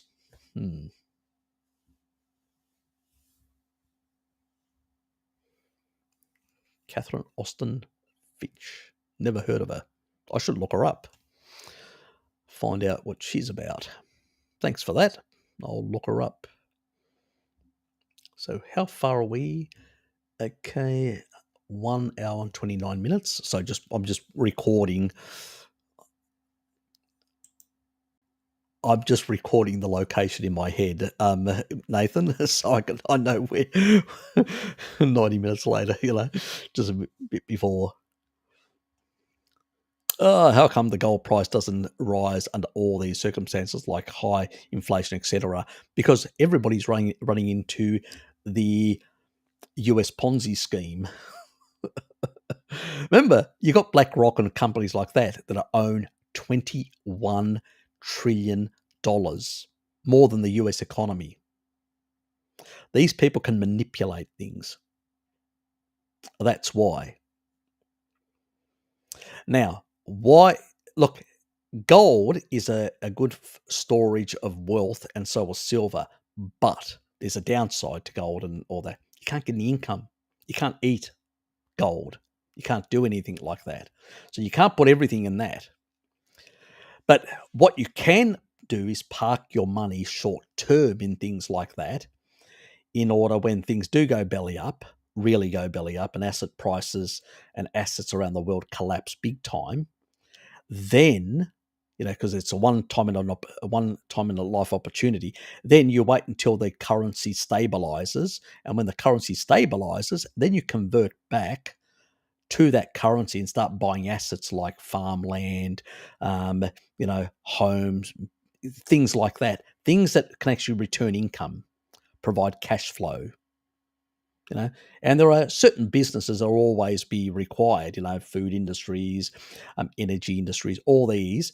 Once their values have dropped really low, they're always going to be required in any function. If they go bust, basically you can kiss the whole society goodbye.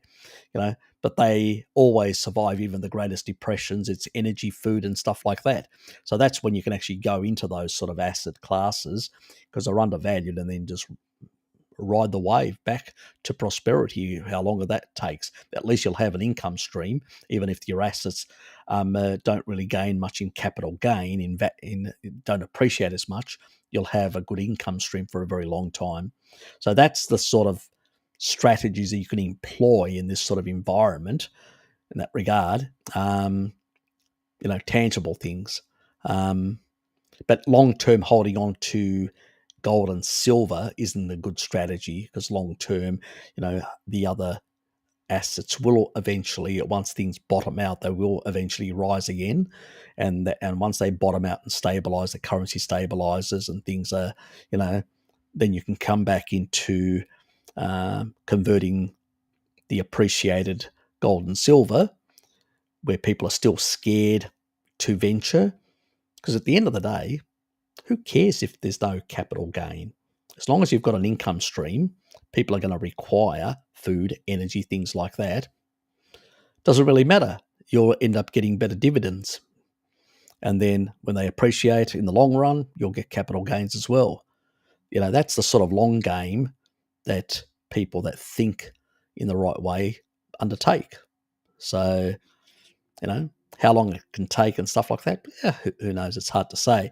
You have to play it by ear. There's a bit of guessing. Sometimes you get it really precise, you make more. Sometimes you don't get it as precise. It's a lot of things that are at play. So it's never a precise art, because there are so many variables at play. And unless you're God, you can only jump in at certain stages. But one thing that's going to happen in Europe, which is a definite, you're going to have a massive collapse of a lot of asset classes. That's definite. I mean, you can't have this level of energy pulled out of the system and not happen. It's just this 7.9% they're talking about for Germany is just fancy. It's fantasy land. So. And this is why they're desperate to try and get energy from Greece, and desperate, in those storage facilities in Veritousa, just south of Athens, and why they're trying to access and stuff like that. So, yeah, there's a lot of that sort of at the moment. And now with the new Italian government, there may be a bit of impetus where they may come openly out and start supporting Greece with their naval force and say, we're going to support Greece to start getting that energy out of those areas in the south of the country and the west of the country, because we need that energy. So there'll be a push on that. So so that how things can change. Yeah, the countries that were in the most difficult spot after 2008 now are on the ascendancy. That's how crazy the world is sometimes. In this sort of crisis, I definitely prefer living in a country with commodities like Australia than in a country without commodities because you can't eat cars, in so to speak. No matter wherever you live, the elites always desire power and control your mind. Yeah, yeah, pretty much. Here today, soaking up the info from from the touring gang. Nice one, until.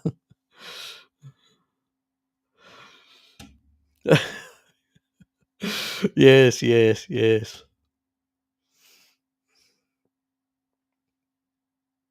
yes. You'll have to learn the new lingo as well. Just letting you know, you know. So download yourself a booklet on wokeism, so you don't get overly mistreated in the gulag. Shelley, good to see you there. Just noticed you. Also have to run some errands. Fair enough. Hmm. G'day, Shelley. How are you? Good to have you here.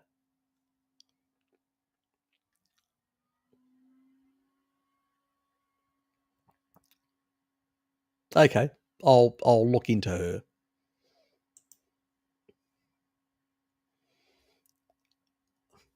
I'm Dutch and left for France 21 years ago.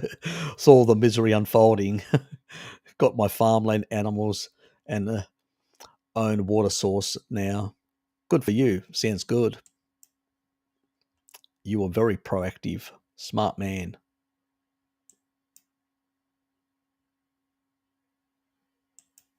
Yes, yes. Head of the curve from compared to the rest of us.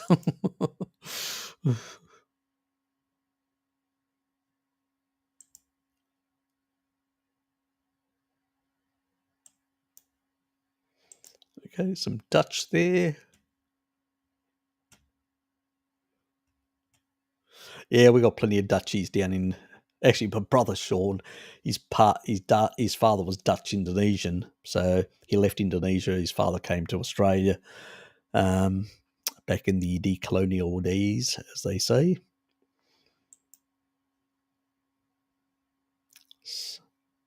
Actually, he's got relatives in the Netherlands. His daughter was up there staying with one of his relatives he retired out of the, I think, the Air Force, the Dutch Air Force. I can't remember now. Yeah, one of the services. I think it was the Air Force, but I'm like, not sure exactly. Okay, so I've actually, my funny thing is Sean's like a brother to me, and Zangas, there's a kid that I knew when I was, when did I meet? I met him. I think I was about 15 when I met him. He was a Maoist of all things, Maoist little. Fuck, we used to have some conversations and arguments, but anyway, he was one of my best friends, and his mother was Dutch. His dad was Greek, but his mother was Dutch. Uh, yeah, so yeah, I've had quite a lot of Dutch people in my life, one way or another. I can't get away from them. G'day, Bjorn. In the 19th century, entire villages went to America. Yes, yes. Yeah, same thing happened in the 20th century for Greeks and Italians, and um, for the Irish as well, earlier. Yeah, so there's been quite a lot of upheavals in different times in Europe, but this one is going to be a really shocker to the system because most people now live, they haven't grown in a very impoverished life. Things have been easy. Social media, going to a coffee shop, doing all this sort of stuff, and now there's a shock to the system, massive shock to the system. So it's going to be interesting to see how things play out. Harry, you don't who who don't you herd your own animals? Do you trust the Australian food supply? That's why I actually do have I know people in the agricultural sector, like one of my close mates, the one that I actually travelled through Europe back in the 2008, Andrew, and he comes from a farming family from the Central Highlands. You know, the Parsons, you know, the old landed gentry people, even related to the royal family. And he's a good mate of mine, and so if I need meat, I can, I usually get meat from him. Like the sheep that he just runs the sheep on his property, and then even though he's an accountant, comes into the city. He does have a farm and a home in a rural area just outside the city, the Greater Hobart area, and he, twice a year will send them to slaughter, and they're all grass finished and all that. And he'll call me and say, "Harry, do you want to buy half a sheep or a whole sheep?" And sometimes I'll buy a whole sheep with Dad and all that. And it's very good priced. We're talking about very cheap in comparison, a quarter of what you would pay in a supermarket. So I've got good supply in that regard. But also in Tasmania, we've got a whole lot of, like, the farmers market, and a whole lot of domestic production that is sold directly by farmers and at farmers' gate and stuff like that. So our supply isn't as dependent on the mainland. And at the same time, Australia still produces um, three times its requirements, which is one thing. And the other thing is, we don't have a government that's gone crazy in, you know, taking limiting fertilizers and stuff like that. So that hasn't happened. And there were a few idiots in Parliament that sort of were talking about it. It's the Greens primarily. And pretty much, because there's a strong union element, even with the Social Democrats are in power, like the Labor Party, but they've got a big union section, which, there's an agricultural sector there as well, and a number of lobbies within that. And pretty much they were told, if you want a rebellion in the party, you'd shelve that completely, and it got shelved completely. So that's the nice thing about here. So there's still a strong primary industry lobby that prevented this sort of nonsense appearing. On the other hand, in places like the level of the political power is more in the urban centres, in countries like Germany, in countries like the Netherlands, Belgium, and stuff like that. France less. You still got a strong rural communities that have got some political influence. And as a consequence of that is, in those sort of countries, they're more susceptible to this sort of urbanized nonsense, where people that live in urban areas are disconnected from nature, disconnected from food production and stuff like that, and don't understand. And they're more susceptible to this virtual signaling bullshit. So that's the difference. So there's probably less of that problem in this part of the world.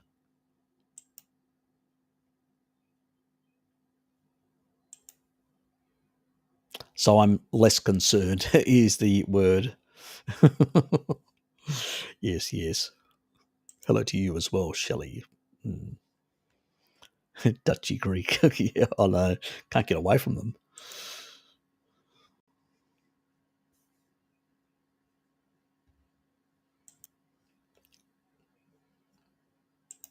I leave that for Richard in New Zealand, Vivid Mouse. He likes to provide pre-loved animals to the rest of us. Don't worry, Harry. God understands typo. I'm the queen of typos. Yes.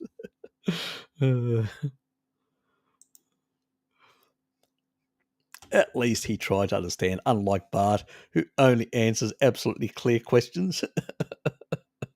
Uh, yes, it's his high functioning autistic nature, and he's got a very small threshold for. He's not as patient. Let's put it that way. As Pim would attest to that as well. As I said, he grew up with Ted, and that's his big problem. He rubbed off on him too much. Ted's even more impatient. Mate told me that he bought a couple of rabbits and that they were in the freezer. I asked him, wouldn't that be cold? uh, yes, let's get back to the serious stuff. His autism gets in the way of something. Yes, he's very literal. Yes, he is. He tends to be, yes, tender lamb. Very much so. Very, very much so. Exactly.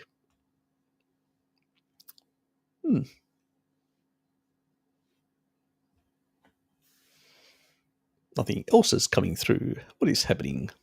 Oh, now it did. Oh, that drives me up the wall. Yes, Teddy's his old brother who keeps him under his thumb. Who is the best? The best fat sauce. What? Are sorry. What's the best fat sauces? God, I'm losing it. In terms of deuterium, I would say lard. Hands down. That's what I would say. Lard would be hands down. And then, tallow, butter, all of those. And I'd probably go butter more than even tallow. And I'll tell you why. Because it has more minoquinone 4 than tallow. And it also has more of the saturates, like the, less monos and more saturateds like palmitate and stearic and stuff like that, and especially palmitate.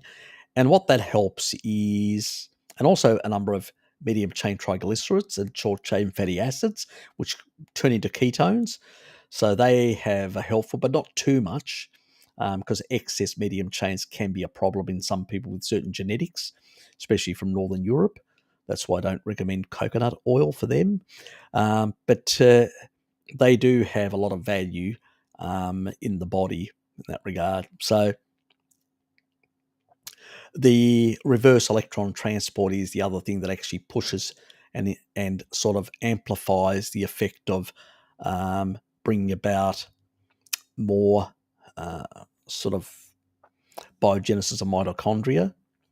So that's where you get that sort of benefit component, which you get slightly more component of that, ketones, and that effect from the butter type or dairy type fats. But in terms of deuterium, hands down, we're talking about 10 parts per million difference, 120 odd, depending on if it's grass finished, it'll be 122, but most butters are probably 124, especially if they're in spring, which has slightly more deuterium. And when it comes to, pork fat, it's quite low, and bacon even lower. So it's 115 parts per million lard, and bacon fat is 113. And that's because of from the bottom part there, and I don't know the reason why. Nobody knows why, but it has lower deuterium levels. The type of fat that produces bacon. So don't ask me why. It's just lower. It just is. So on the deuterium side, I'd give it to lard. On the other benefits, I'd give it to dairy fats. So that's a sort of, or butter in a sense. Yeah, that's the way to do it. How do you foresee the future for South America? Actually, better than Europe, because they've got their own energy there. They've got their societies are very used to difficult times. So people put money aside. They have, like additional chickens and other things, resources aside. The families closer together and to support each other, because they've gone through a number of crises in a number of cases. So I think they're going to be more robust, and they will be able to weather the coming storms. Plus, they've got their own some level of domestic energy. And when it comes to the food supply, they're pretty good. They're pretty independent to a large extent. Brazil, it's got a lot of own biofuel, so they do pretty well as well. So I don't, I see sort of things far less problematic there, far less problematic in Australasia, in many parts of Asia as well. I really think the biggest problem is just North America has its issues because they've just printed too much money, and now they're trying to reverse that really rapidly. And this is the reason why they are sucking in credit from all over the place. But by doing it so rapidly, what they're doing is, in the past, they would have created like financial crises in Asia and elsewhere. What's actually happening is, as money is going back to America from places like Indonesia or whatever, they are swapping.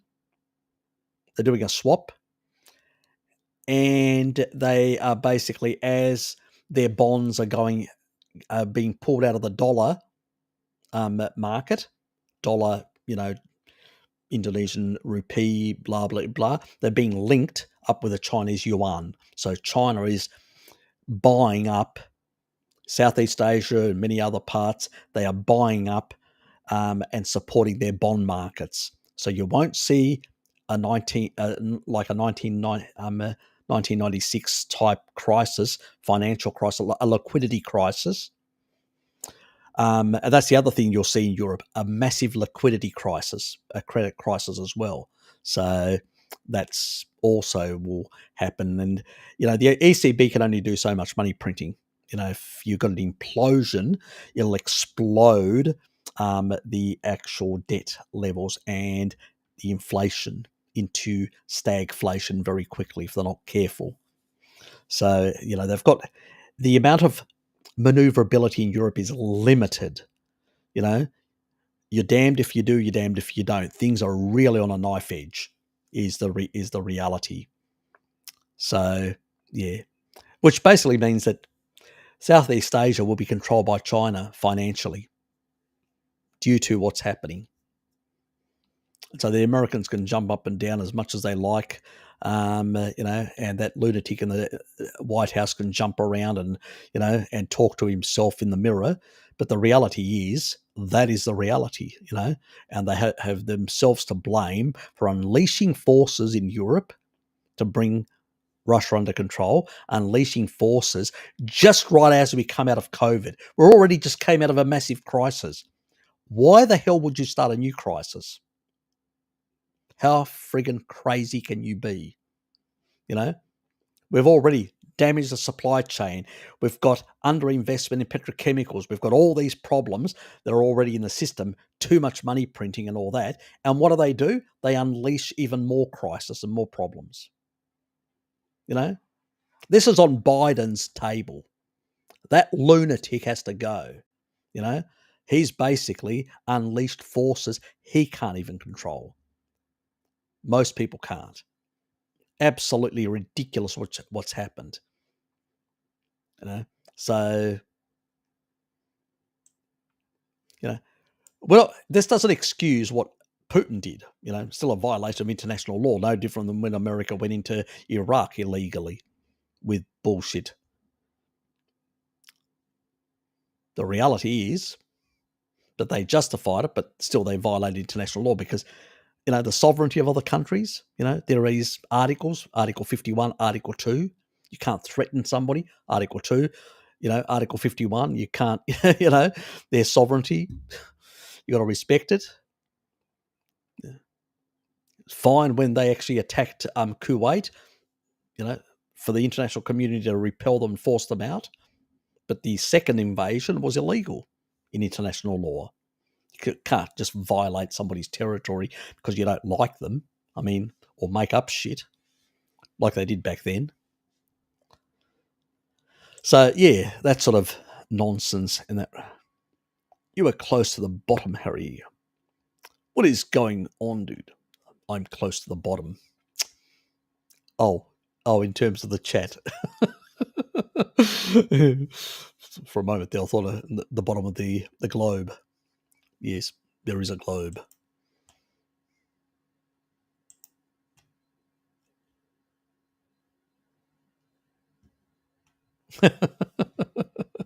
I cook with lard. Harry's getting slap happy. Piggy. Where's Piggy? I love Piggy.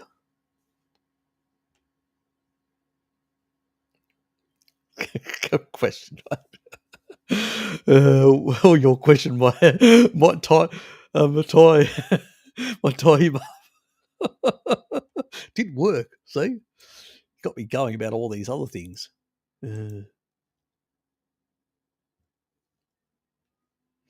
Well, they've got that they're taking over Southeast Asia at the moment. So yeah, but there's a lot. That's down in the pipeline. What the Russians failed to achieve back then, the Chinese may achieve in the modern era in the 21st century. How do you sear meat in butter? I thought it burnt at those temperatures. I actually cook my meat and I then put the butter on top and let it melt. That's how I do it.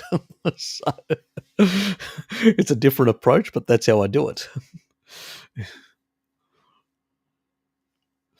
I'm different.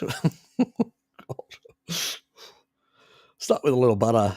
Let the meat fat take over. Finish with butter. Yes, I do just to finish with butter.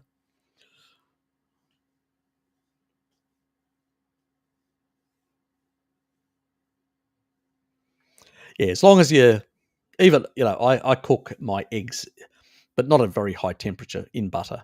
I love them in butter. They've got this creamy eggs when they got that creamy taste from the butter. Ah, divine. I just had 12 like that. And I usually then just empty the butter on top of all the eggs that are on the plate. So yes, decadent. It's the way to eat eggs, fried with butter on top of them.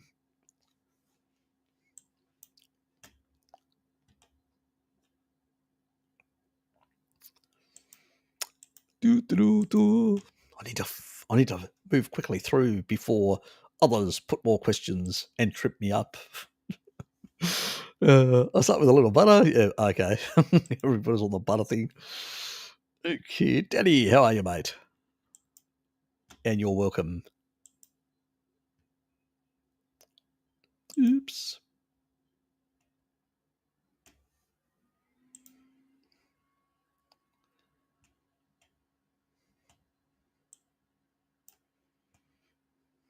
Well, now they're talking about battle, Alex. Did you notice? It's a misdirect. Thanks, Shell. She got him talking about butter.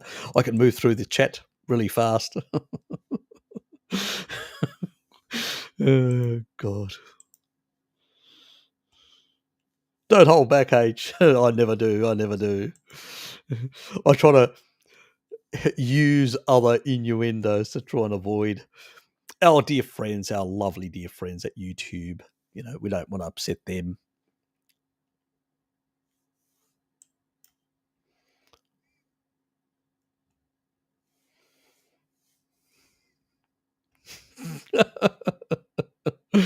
Yes, yes, yes. Yes, he's wondering where Jackie is. God almighty. I can't believe people voted for that ass hat. Yeah, well put. Yeah.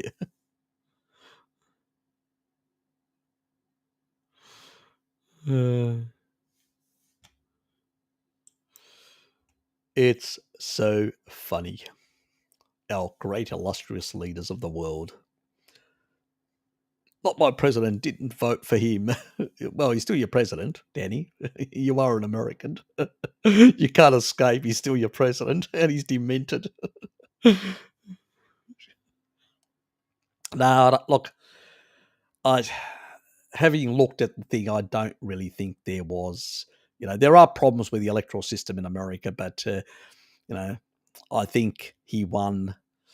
Um, but there was a lot of the establishment undermining Trump big time. So there was a lot of shenanigans that were happening.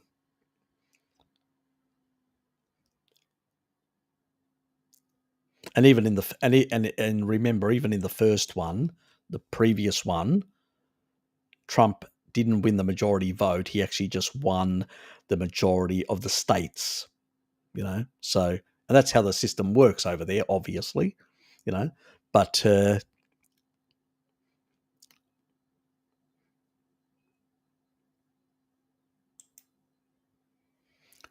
unfortunately, most people have had their minds manipulated in America to think a certain way. They tend to vote in a certain way, which is unfortunate. But we need to be honest about these things. I know, if I was in his shoes as well, I'd be feeling that, that that they'd really had done a number on me and be resentful, obviously. But I don't think that there was that level of cheating to it, or that level of, let's say, things that weren't done conducted properly that would have given him the power if that hadn't happened. So, but I suspect this time around, if he goes again, I suspect he'll win, because people are really disgusted with what's actually happened. So, and he'll win probably with a landslide. I think he realizes that, and that's why he's keeping his tone down this time. He's keeping under the radar, so to speak. He's waiting because he knows they're going after him. As long as they don't know that he's going to take that step, they're not going to move on him. So he's just basically acting, oh, look, whatever, but keeping his little, feelers. But that doesn't mean that he's the solution to these problems, because he's part of the elite, but it's just a different group of the elite. And a lot of it, he doesn't have the solutions that are required, unfortunately. He does understand that the system is rotten to its core, and there are certain parts of it that need to be cleaned out. And there, if anything happens, it may be that, that's the positive thing. Don't expect miracles, okay, guys? But you may end up with something better than the current crop. At least, let's say he'll empty the swamp a bit. But you need to basically be realistic about these things. There's a lot of forces at play, a lot of powerful groups and all that. And, even if he had good intentions, and I don't think that he's a perfect person, he's got a lot of flaws as a person, but even if he had good intentions, he'd be knocked off, in that regard. But but currently he's your best option, because the rest of them are, hopefully, somebody better comes along, but he's your best option currently to sort out these. And at least he's not a warmonger. He's not out there wanting to kill, even so. He's likely to make deals and lower the global tension, which is what we need, and some stability, before we all end up on rations around the world if things go to shit. The way these arse-hats at the moment are pushing things in that direction. Anyway, let me just read this. It's those down warmongers, visionaries, they control everything with their warm smiles and hospitality. You're on holidays or something, lemmy. God. You're having a tribal experience, okay, in Fiji. Fair enough. Good night to you as well. Butter is life. A woman after my own heart. Love the food talk. I'm in my 6th day of dry fasting. Yeah, you should probably pull back. That's a bit too long, because remember, B vitamins every 3rd day. You still need the cofactors to get things to work. So, dry fasting every 3 days, you take a B complex and all that. With dry fasting, you need less cofactors, but if you do it for too long, you'll start getting into where certain enzymes can't work. So don't, dry fasting is meant to be done about 3 days to 4 days, and then, not really pushing the envelope. So, obviously it's great for fat loss and great for autophagy and all that. And if you were to, go back to back and sort of you get 6 times the actual level of breakdown of fatty acids, from your fat stores. So you can create quite a lot of metabolic water. So you're not going to have those problems, but it's about the cofactors that you're losing. Obviously, you're losing them slower because you're urinating less, so you're losing them, but you are losing them. So just keep that in mind. Max 7 days. Please don't go beyond that. Not a good idea when it comes to dry fasting. You get more than enough after 3-4 days. Just keep that in mind. Trump is a typical New Yorker. People couldn't get used to his way of communication. He wasn't a great speaker. I think he's actually a pretty good speaker. I'll give you that. But the economy was bang when he was in charge. Well, he understood how to. He knows how to make money. He's not a great economist. I don't think he understands monetary policy and many other things like that in the way that you need to. But he does understand that if you get things moving, things usually get a momentum of their own. So he does have, you could say, that street smartness type thing of a businessman type thing. So, but that doesn't mean that when a crisis happens that he's the right sort of person that understands how to, because he's got his own ideological thinking, and that's the problem. Because some of these things, when you need to stabilize them, they need some, let's say, unorthodox methods, and that's where he may falter. Luckily, he's in a country where it's still there's still a lot of resources, there's still a lot of things, and that may still work.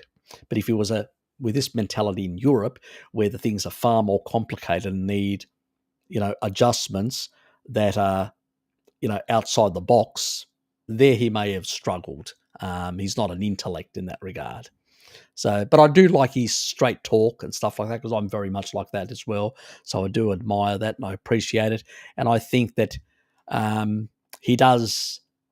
He is a patriot for the Americans. He's not he's not like these ass hats that are running the show at the moment.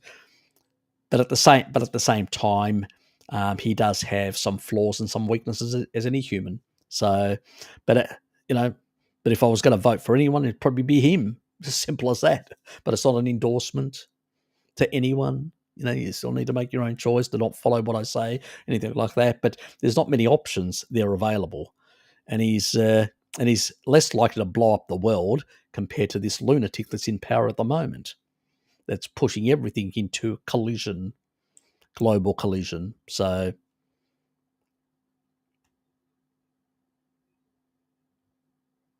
no, actually, I don't think his foreign policy was shite. He was being pushed and pressured by a number of people in Congress and in the Senate to do certain things, but he didn't want to. He just wanted to make deals. The best way is make deal, calm things down, and you don't have to be in constant warfare with people. I think he was the first um, leader from America since Eisenhower that basically understood that you didn't have to be in constant warfare with the rest of the world. So I think he's one of those people that on foreign policy was much better.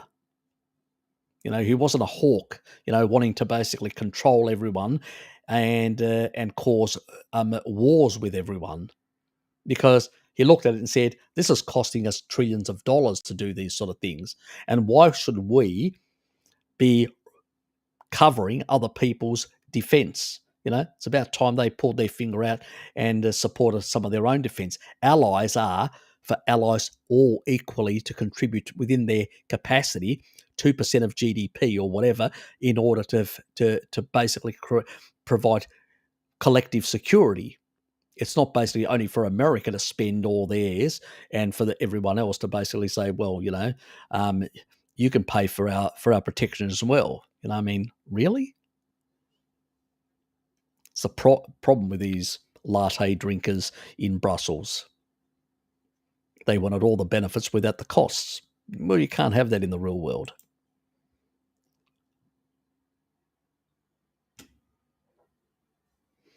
That's true.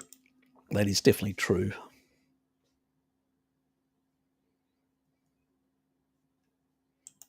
Yes.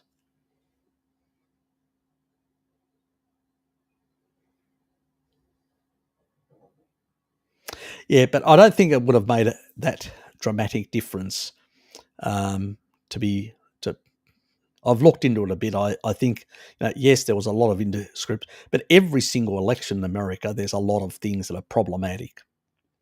Really, they have to clean up the electoral system and bring in a system where it's a nation one run by an independent authority. In Australia, I'll give you an example. We've got an independent body called the Australian Electoral Commission. It runs all elections, national, state, and local government, independent of politicians. Politicians cannot interfere. And as a consequence of that, you don't have the sort of problems, the electoral problems that you find in the US. There's too much political interference in the electoral system. That's the problem. And every side does it, you know.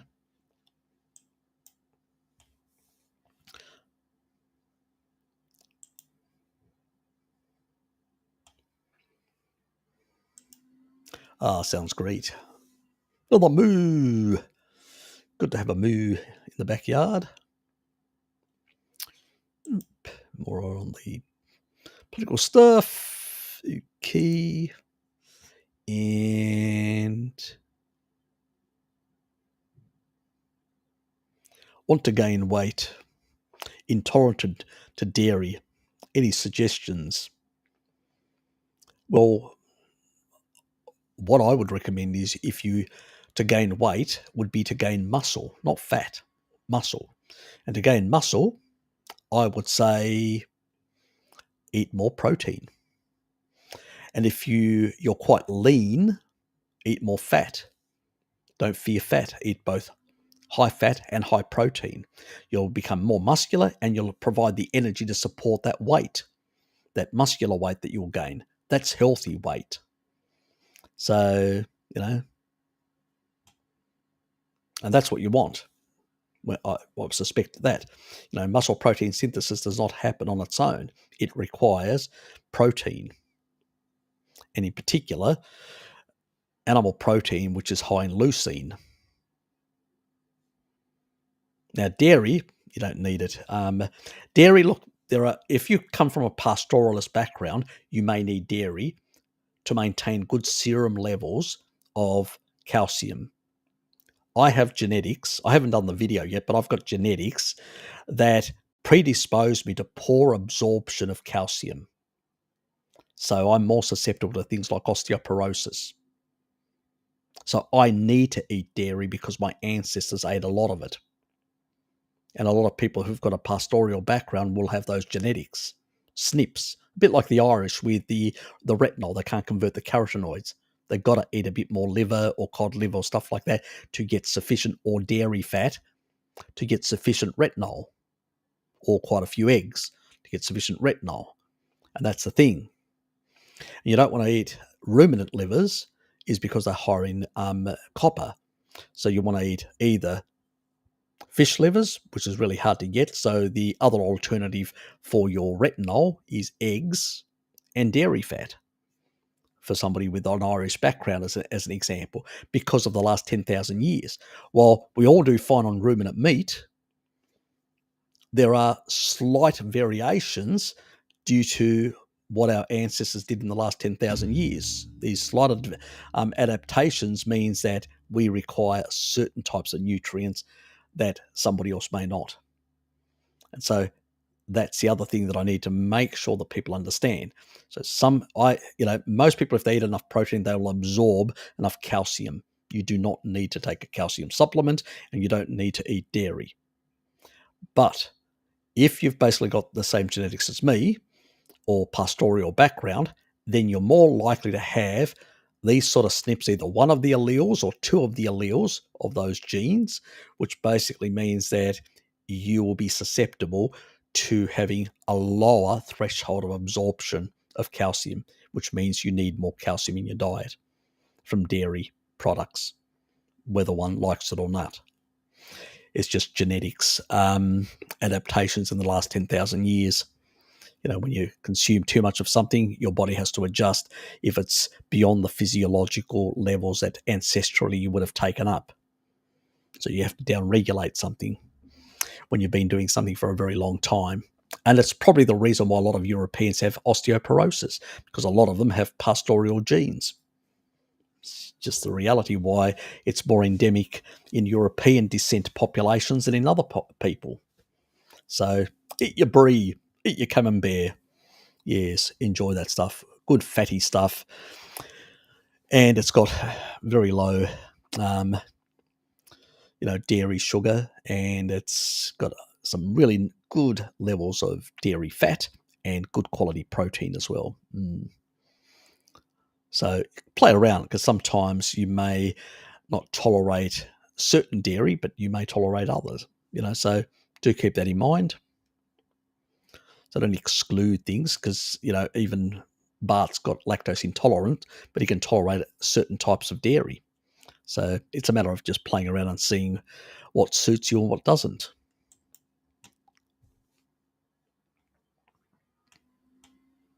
You're welcome.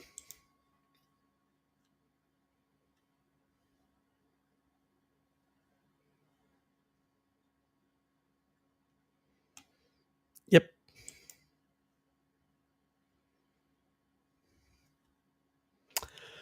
Sounds good. Sounds good. Very, very nice.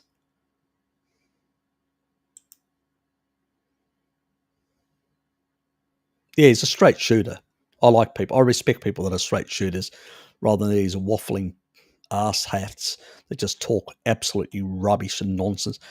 They use all these convoluted terms, and when you say, "What did he say?" Well, he made no bloody sense, because he basically said nothing, or she said nothing, other than some convoluted nonsense, because they don't really want to talk the truth. So they have to use all these convoluted terms, which are like, it's a crazy circle of stupid, phrases that really make no sense or don't explain what the real issue is or what the solution is. So, yes.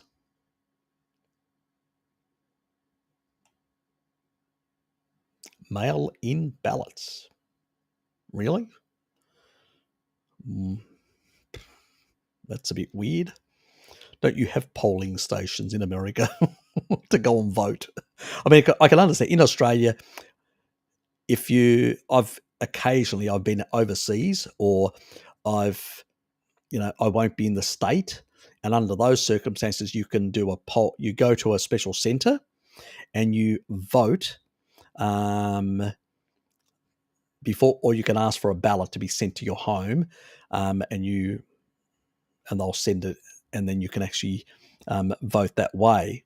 But you have to provide ID information and all that when you call and stuff like that, and they'll send it, and they'll check the databases to make sure that you are the person, and they'll send it out. If they can't confirm that, they'll ask you to come in and go through the roll and stuff like that in a voting centre, so you can do a pre-poll vote, stuff like that. And I've done that. I did it once with Dad, because I usually help him, assist him. I translate the stuff, so sort of help him out in that regard. He has certain politicians that he votes for. Yeah, I know. He just knows them, so whenever he goes, "Where's her? Where's in the Senate? Where's?" So I just tell him exactly where to put the numbers. I said, "That's her. That's that person." So, you know, yes,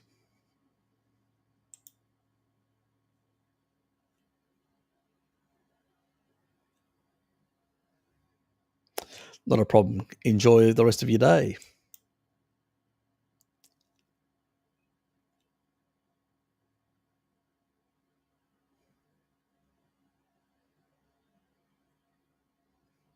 Well, that's the whole thing. This is the bizarre thing. He told the Europeans, "You guys are basically taking us for suckers." You know, he said, other than a couple of European countries like Greece and a number of others, you know, most of Europe is not investing as much in the defense of a common alliance, really? And so that's the reality. And remember, Germany had a great big trade surplus with China and with America. And why did it have this great big surplus? Because they could, because they were investing less in defense and leaving it to the Americans and pretty much dominating the finance area. But you can't have it both ways. You can't expect others to basically provide your defense.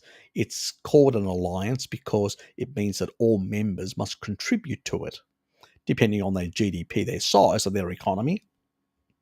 But they all need to contribute to the common defense in that regard. So it was right. And that is what annoyed them. Okay. And that's why they bagged him in that regard. They should have actually respected him for that, because up until then, previous presidents didn't mind actually paying as long as they could control Europeans and all that. He actually gave them more independence. He actually gave them more of a voice within the alliance and international affairs. And that's how ridiculous these people are. I mean, he respects you as an equal, as an ally equal. He gives you more and he encourages you and says, look, guys, you need to contribute. If you want to have an equal voice, you need to contribute. And then along comes Biden, starts a war, a conflict with Russia and all that, and tells Germany, when the German chancellor was in America, directly in that, remember when they were having that conversation, that a media sort of stunt, told that you'll stop buying energy from Russia. I mean, you're interfering in the domestic affairs of another country, telling them what to do. That's the arrogance of these people, of the deep state in America and all that. And that's, and this guy actually is liked. This is how bullshit the media is. This guy's liked, and the guy that actually respects you and doesn't tell you, gives you a bit of leeway and all that, just tells you, we're not going to be paying your bills. You need to contribute. That guy's the nasty, and the guy that actually just insults you in the media and dresses you down and tells you that you're going to stop trading with Russia, buying their energy, and you're going to buy LNG from us Americans, or do this or that or whatever. I mean, and that person is the friend. People need to have a reality check. Who is the... And this is how mad it is. The reality is it's not the people of Europe that hate. Actually, many people in Europe actually love Trump. It's actually the elites of Europe that hate Trump, and it's because he was telling them the way it is, and and basically telling them you're just talking bullshit. That's the whole thing.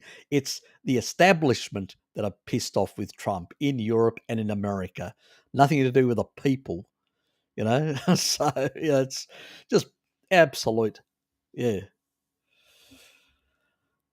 It's crazy, absolute batshit crazy out there.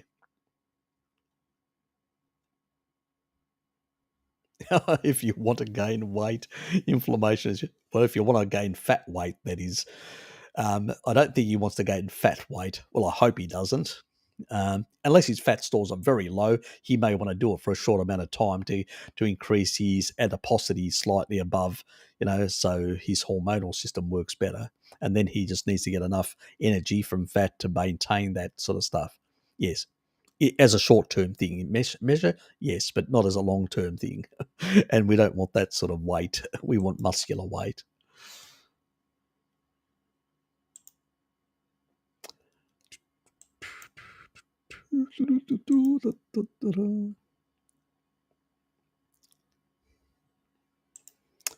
People after my own heart. Yes, Camembert, Brie.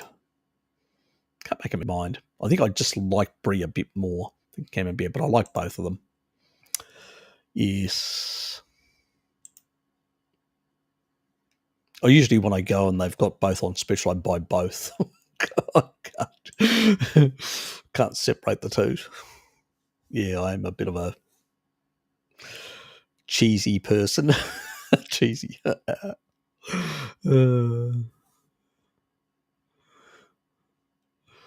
Okay, yeah. Oh, is that why? Okay. Things get more wilder and interesting and weird in America by the day. I can see. Yes. Yeah. Interesting. Yeah, that's why it should be an independent authority, kilometers away from the politicians running the electoral. You need to set up an American electoral commission that's completely separate from the politicians, that independent body. You've got the two houses of the Congress and the Senate that elect a person independently with 2/3 majority, so that leads that, who's got bipartisan support, isn't beholden to, isn't any, and runs an independent authority that does run proper electoral processes. you know. So that would resolve a lot of problems at the federal level if they did something like that. So yeah, pork rinds. Actually, that's what I do. I did actually go and buy some pork crackle, a whole pack this of pork crackle. I'm going to cook it tomorrow. I'm going to really enjoy that. So I'm going to pig out like mad tomorrow. Oh God.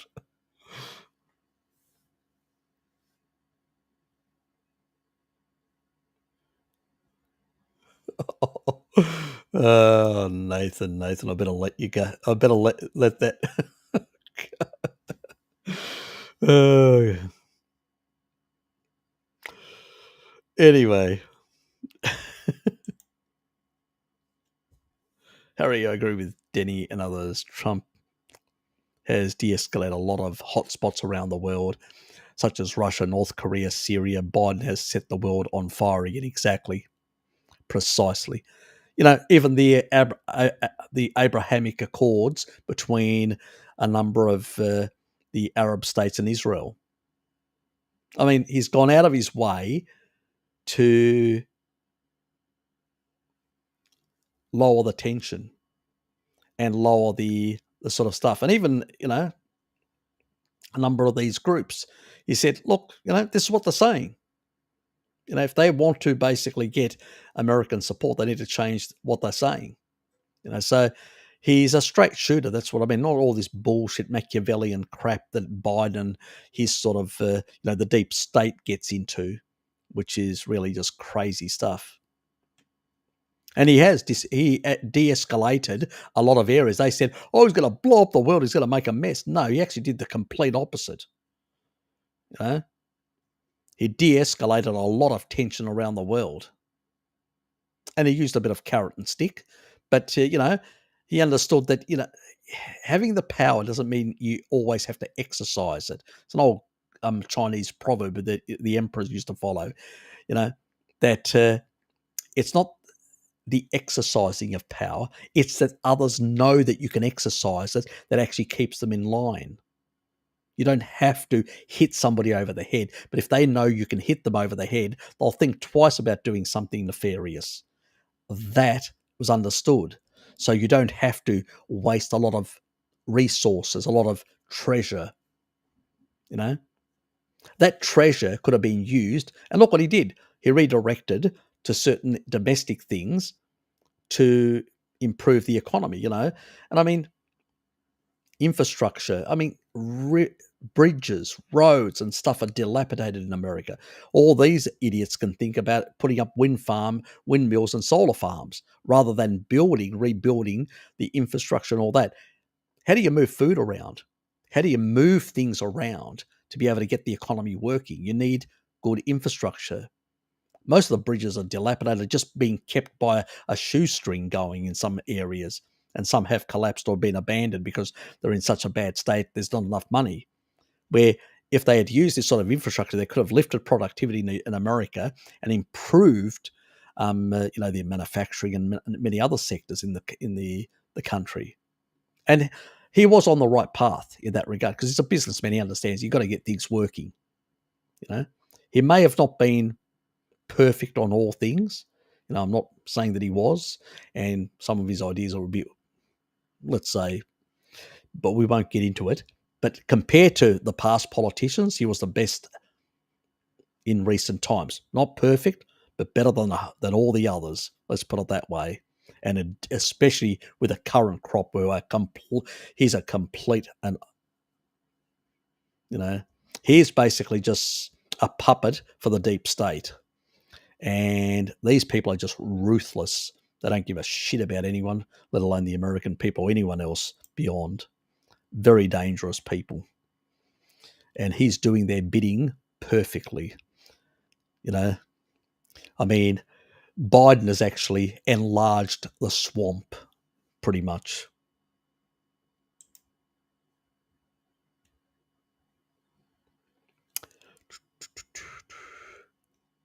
Not a problem, Shelley. Enjoy the rest of your day. Oh, that's right. Daylight savings.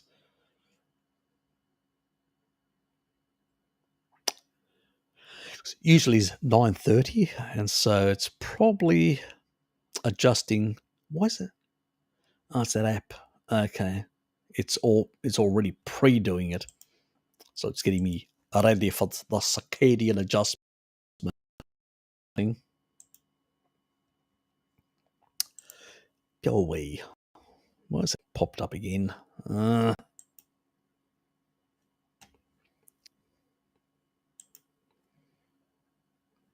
Oops. Now go back to that.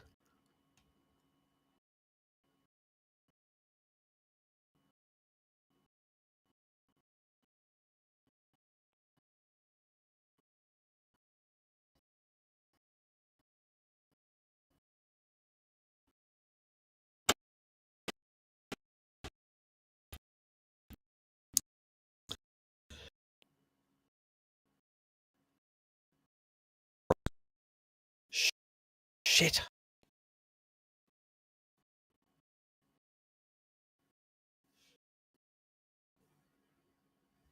Oops, in one of your streams is having problem issues. Stand by. We are trying to restore connection.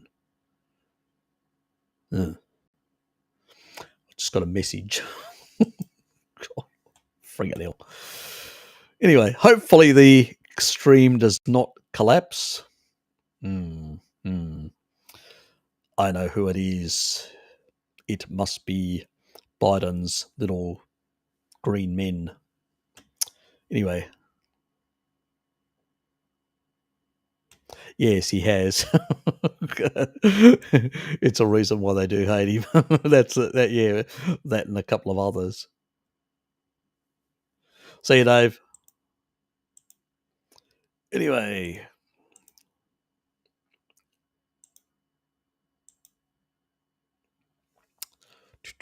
What do you think of Trump's chance of winning? No idea, mate. No idea whether he's going to win or isn't. He did a pretty good job compared to any other president that's come about. Compared to most of the others that have come through, he did a far better job. And we don't know exactly how his presidency would have played out completely had he not had, because he did suffer a lot of interference, making it very difficult to function. So he may have been even a greater, well, maybe next time.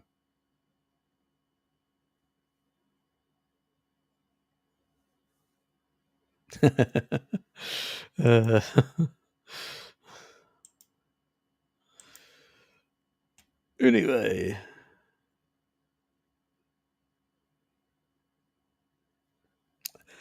Video connection is a little less, but we see you through the fog. Okay. Yeah, for a moment there, I don't know what happened. It just went a bit haywire and it just froze. And that's why I got the message coming up from Restream that all that. Anyway, I'm at the bottom. I did actually want to talk about some of the actual approaches. Now, this is Europe. we've got a contracting economy because of lack of energy. So whether we like it or not, we can't basically deal with these sort of issues in a traditional sort of way. It's not going to happen. You know? Yeah, he was a steak and eggs guy. Yep, that's more about. Yep, let's get back to the sort of subject matter that we were trying to cover tonight. And he pretty much was focused on getting back. The situation in Europe is we've got contracting energy. There's not going to be enough energy. That's the reality.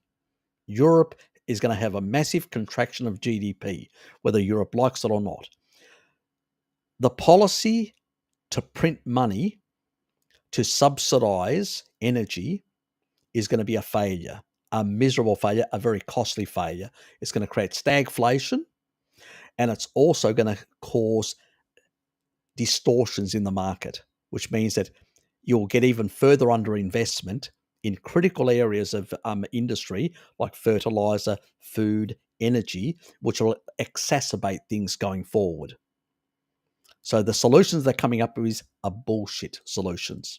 What they should be doing is contacting the Greek government and saying, we're going to give you billions of dollars to start getting that gas out of your oil, of your gas fields.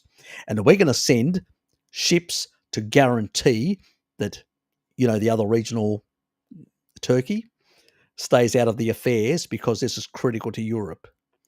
That's what they should be doing to guarantee their energy supply from within the Eurozone. 1. 2, they need to accept that for the next 3 years, there's going to be a massive contraction of energy.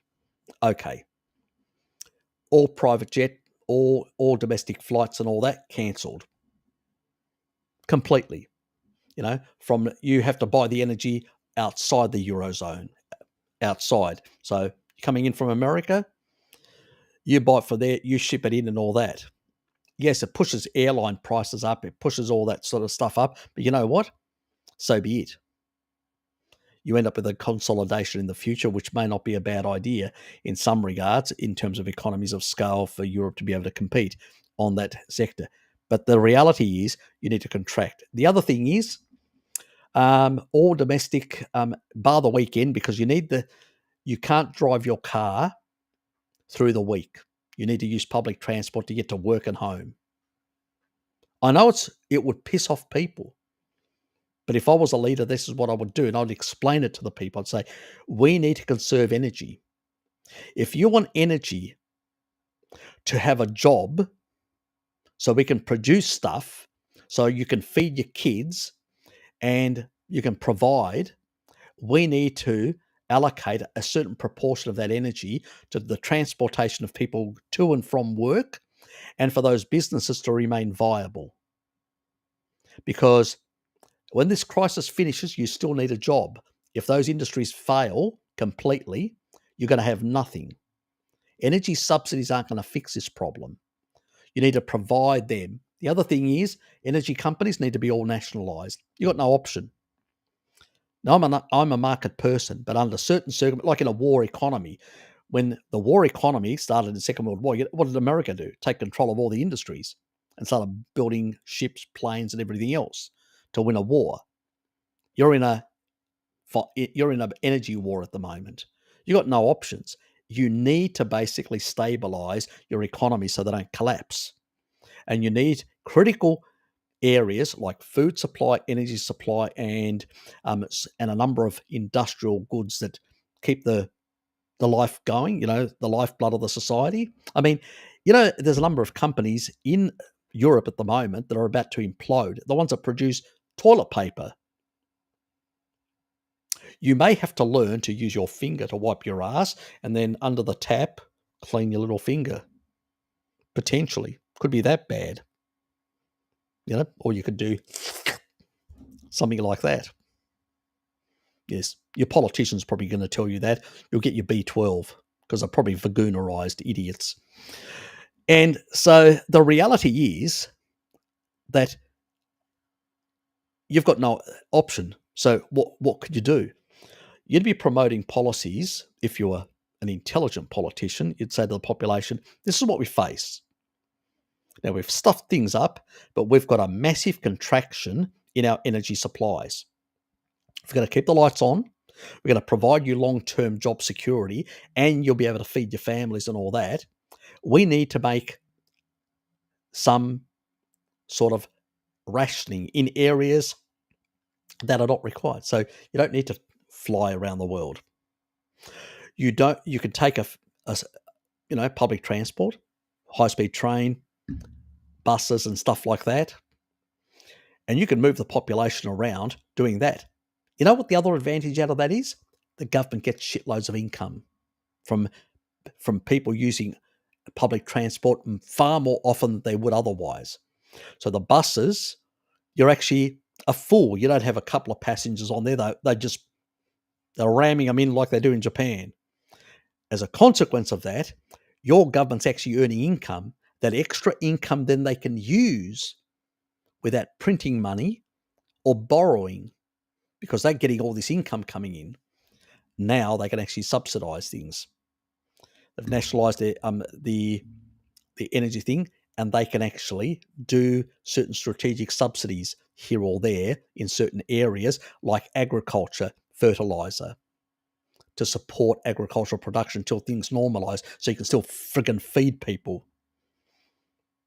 And you allow people to use their cars only on the weekends, like 1 or 2 days, which means that they will end up using those cars to keep them going. Because if you keep a car idle for too long, things start not working properly, and then you're going to have all these cars that are not functional. So you need to move them, but you don't need to move them all week.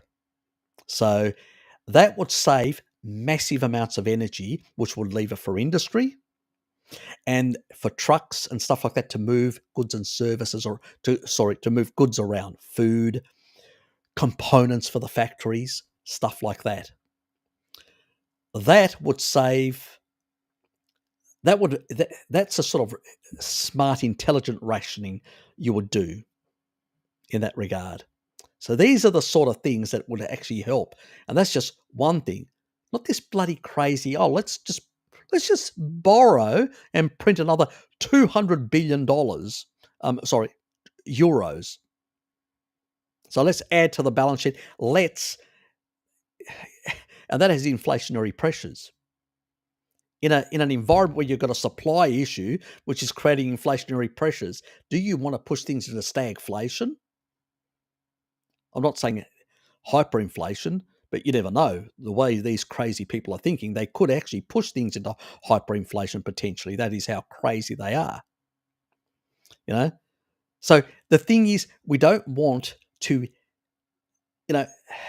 taxing energy to lower the consumption isn't the right thing, because you're making it expensive for everyone, including industry that needs cheap energy to run the factories. By saying you can't use your car, it's illegal, and you can only use public transport, and only 1 day a week you can use your car in order to allow it to function properly, you immediately, and Alex is saying, higher taxes for private aircraft. Yeah, nobody flying to Davos, that is. Yeah, I'd basically ground them all. These rich people, they can use Zoom and actually have their video conferences that way. They don't need to go to their, private chalets and all these sort of things, or their private islands around the places. Bugger them. If they want to go, they can fly there and stay there, So you need to basically, the non-essential flights, the non-essential transport should be minimized. You could have massive savings, because it's a third, transport is about a third of the energy. You've got a contraction of about a third of your energy. You've already got a solution there.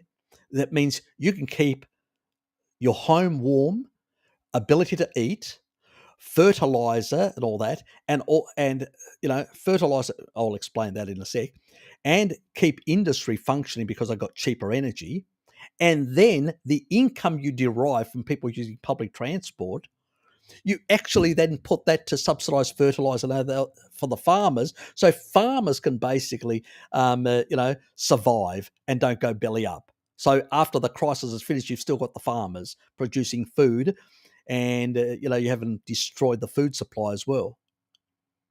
It's not complicated rocket science. Yes, it's a bit unorthodox, but in times of crisis, like a war or stuff like that, we're in a sort of like an economic war at the moment. You have to do some unorthodox things. This is why I say I'm eclectic, a practical person. You know, I'll do things that may sound left wing or right wing or whatever. I don't give a shit. I don't use labels. I use what is practical. What are the key things we need to keep? We need to keep the lights on, we need to get the food supply going, and we need to be able to move people back and forward between their jobs, and we need to keep jobs operating, their businesses, so they don't collapse. So we need to basically restrict energy use in areas which are non-productive, and we need to allocate energy to areas that are productive. And the other thing is, if you restrict movement of vehicles, remember you don't need to keep lights on in the evening on the roads. Once people go all home with public transport, you turn off the lights. That's more savings in energy, which you can use for the factories. So these are the smart type of policies. And if you explain it to people why you want to do these sort of things, and how to protect their jobs, their livelihood, their energy supply for their homes and factories, their jobs, and keeping the lights on at home so they can cook food and stuff like that. Yes, it's harsh, but what it does is it protects and reduces the magnification of the crisis and the effects. These are the things that they need to. That's simple, practical stuff. Reducing the tax on fuel tax or this sort of stuff or whatever, that's not going to fix the problem. It doesn't fix the problem.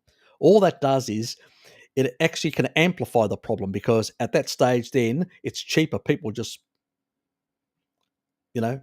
use more in the short term, and they'll actually, you got to conserve energy, and you got to allocate energy in the appropriate places strategically. This is what these people aren't thinking of. And so, you know, so you can actually allow the market to function, and you don't want to price control the market either. You want everything else. The only thing you want to control is the energy supply by restricting its use in non-productive areas and supplying it in areas where it needs to be. And then from that public transport money that you get, even if you were to leave some of these businesses going, some private industries going, energy industries, you could subsidize them to keep their prices down. And so you would actually cap them and give them the difference. But you'd be getting that you wouldn't have to create more money. You just get it from people using the public transport. So, and because they'd be conserving energy, the price of the cost of energy would come down, so you wouldn't have to subsidize as much. Do you understand the thinking? So you're using public transport, you lower the usage of energy within the transport sector by 30%, because it's about a third. So that other part is the people moving goods around in trucks and stuff like that. And that probably about 27% is, people just driving to work or driving around to the supermarket or whatever.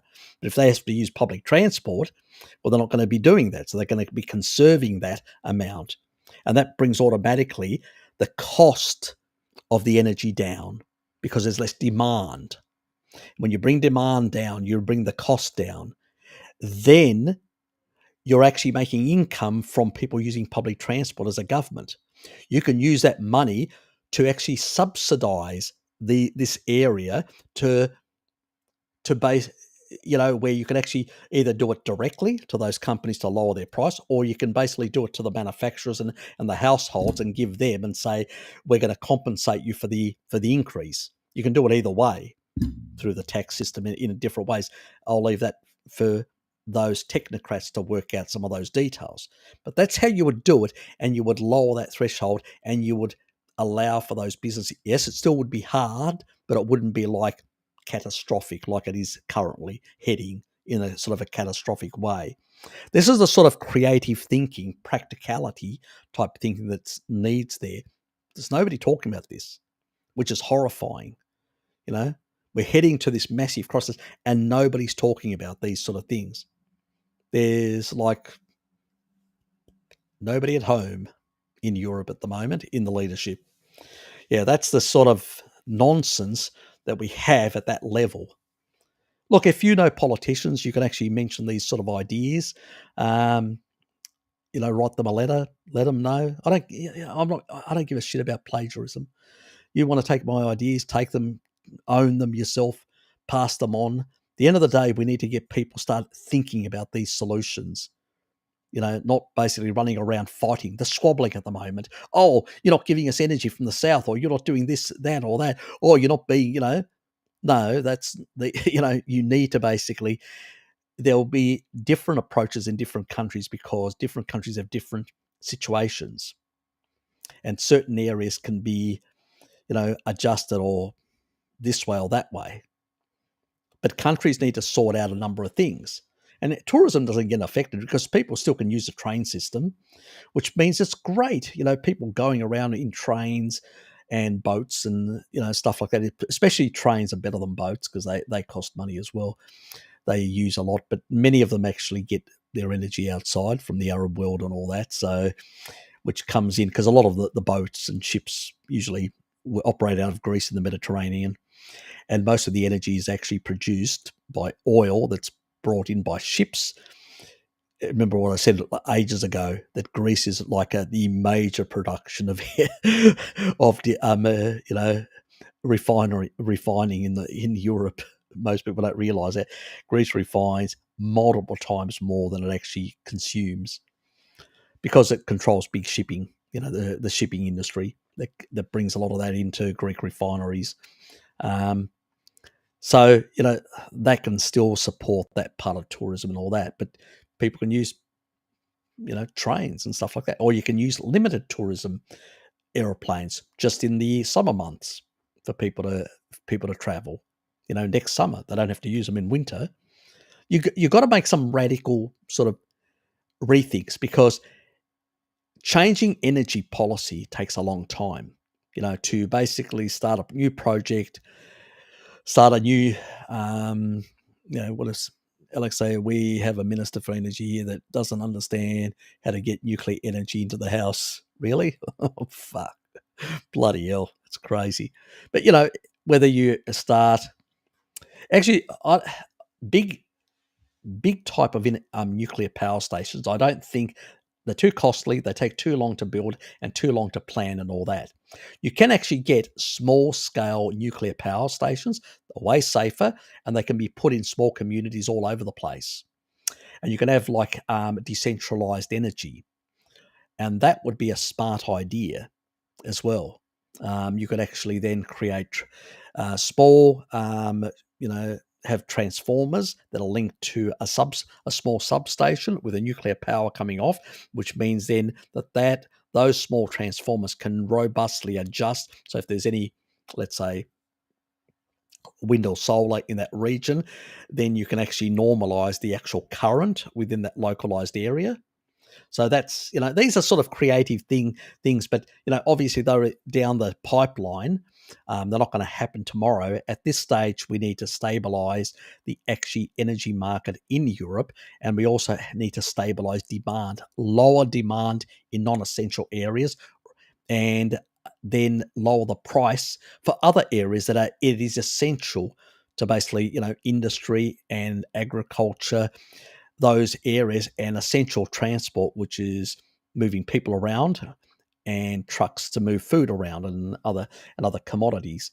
Those are the sort of things that need to be prioritized to lower the crisis situation or ameliorate some of the worst effects of the crisis. You're not going to eliminate everything, but you're going to lower the actual threshold of how severe it's going to become. And it will allow then for Europe to come out of it with less damage and potentially survive this severe crisis. But if people run around and squabble and all that and don't come up with something sensible, they'll end up creating new problems down the track. They'll just push the can down the road. They'll create massive debts in Europe that will become unsustainable, and they'll end up creating another zombie economy. So yeah, exactly, precisely. That is pretty much it. The climate scam. Yeah, it's madness, the sort of stuff. You know, the greatest thing that we ever did for nature was pump out CO2. The greatest thing. We are the greatest species on this planet. If other animals could understand us and understand what we did for them, they would be building statues for humanity, for saving the planet from, a bleak future, a low carbon future where plants could not survive. And with the plants going, so do the animals when you drop below 150 parts per million. So luckily we were around to prevent that cataclysm for the rest of the natural world. We are the saviors. It's only the misanthropists who don't understand this that are talking absolute nonsense. And, but that's the sort of crazy world we live in. Unfortunately, that's a crazy world we live in. Anyway, guys, I'm going to basically stop it here, and I'm going to take a bit of a break. And then after that, I'm going to jump on the Zoom. You can find me at the Zoom where we can really talk all sorts of stuff and become very controversial, which is really hard, obviously, on the YouTube here without upsetting too many people,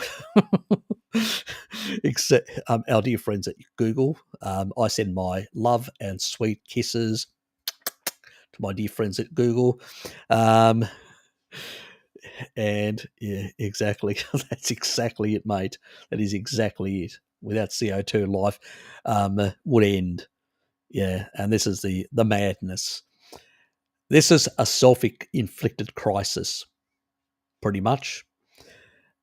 Europe outsourced its CO2 problem, virtual signaled the rest of the world how good we are as global citizens, and then have shot themselves in the foot and pretty much have stuffed themselves comprehensively. You too, mate. Thank you. Yeah, look, I hope you got something out of it and all that, but for my European crowd, please take some of these suggestions to even these deranged politicians. Just send them to all of them. Try and get them to think about it. They may just turn around and go, oh, that's not a bad idea. Sometimes when they've got no solutions, if you give them an idea, they'll just run with it because they'd rather have some idea than just basically sitting there panicking, because that's what they're doing at the moment. They've got no solution. They're frothing over their lattes. We need to give them some solutions. At the end of the day, I don't really give a shit if they implement it and it reduces the severity. I don't want Europeans to suffer severely, and for things to fall apart and mass starvation or all sorts of, and people ending up like in the 1930s. That's what I'm hoping to avoid. Europe doesn't need to go back to those dark days. And really, people need to put good ideas out there, and hopefully they gain a bit of traction. So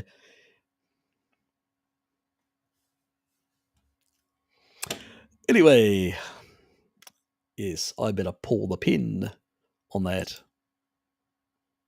Thanks, mate. Appreciate the kind words. I mean, my dad used to say, if you can't say something constructive that actually can solve problems, and don't say anything, because otherwise you're just talking dribble. So, and he's right. Yeah, that's what most people do. They just open their mouth and just talk shit. They don't come up with anything that's useful, has a utility for people to make their lives better or whatever. And suggestions are never going to be perfect. I mean, forget about trying to get perfection, because you never. That's that's like a pipe dream. It's never going to happen. But we can actually improve things slightly, and incremental, small steps, better than nothing. And these guys have got nothing at the moment. They're on vapor. They just don't know it. Most of them, that because they're so brain dead, they've got no idea what they're doing. So anyway, see you guys. Thanks for being here. I thought that, even though normally this is I usually do it every fortnight, my live streams and stuff like that, and I don't usually do. But if I just felt compelled. Things are getting so crazy at the moment in Europe and around the world.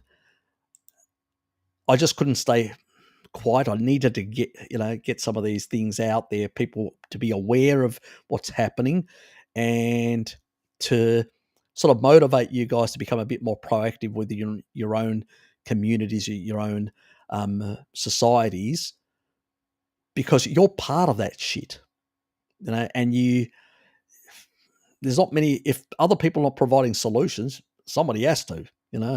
Somebody has to pop their head out and say, no, you're going the wrong way. This way, guys. Bit like a Life of O'Brien. You remember that sort of thing? Where the one pops up and says, no, I don't believe he is, and they knocked him.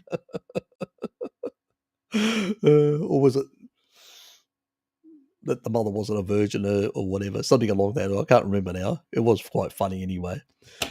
Anyway, see ya, Sarah, as well. I better get out of here. I will see you guys in the Zoom session. You know where it is. I did the recent video, so you can find the link there, or you can go to the community page. It's second one down, because I actually put another one, or third one, second one down. Yeah, so click on the link there, and you can go to the Zoom thing completely. If you're not sure how to do the Zoom thing, just go and take a look at the video. It actually explains how to set up your own account and link it to your Google account, and it will automatically create a Google linked account to Zoom, which then you can use the link to go in.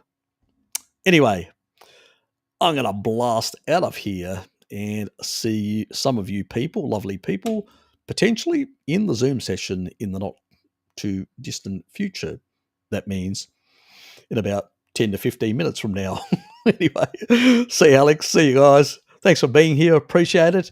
I hope things don't get as I hope I'm wrong on a lot of this sort of stuff. I don't think I am. I hope that you guys are taking some of this on board. You realize how precarious things are, and you take some steps to secure certain things for yourselves and for your families. And you need to be a bit proactive in doing those things before things go really deranged and people start panicking all over the place. Anyway, see you guys.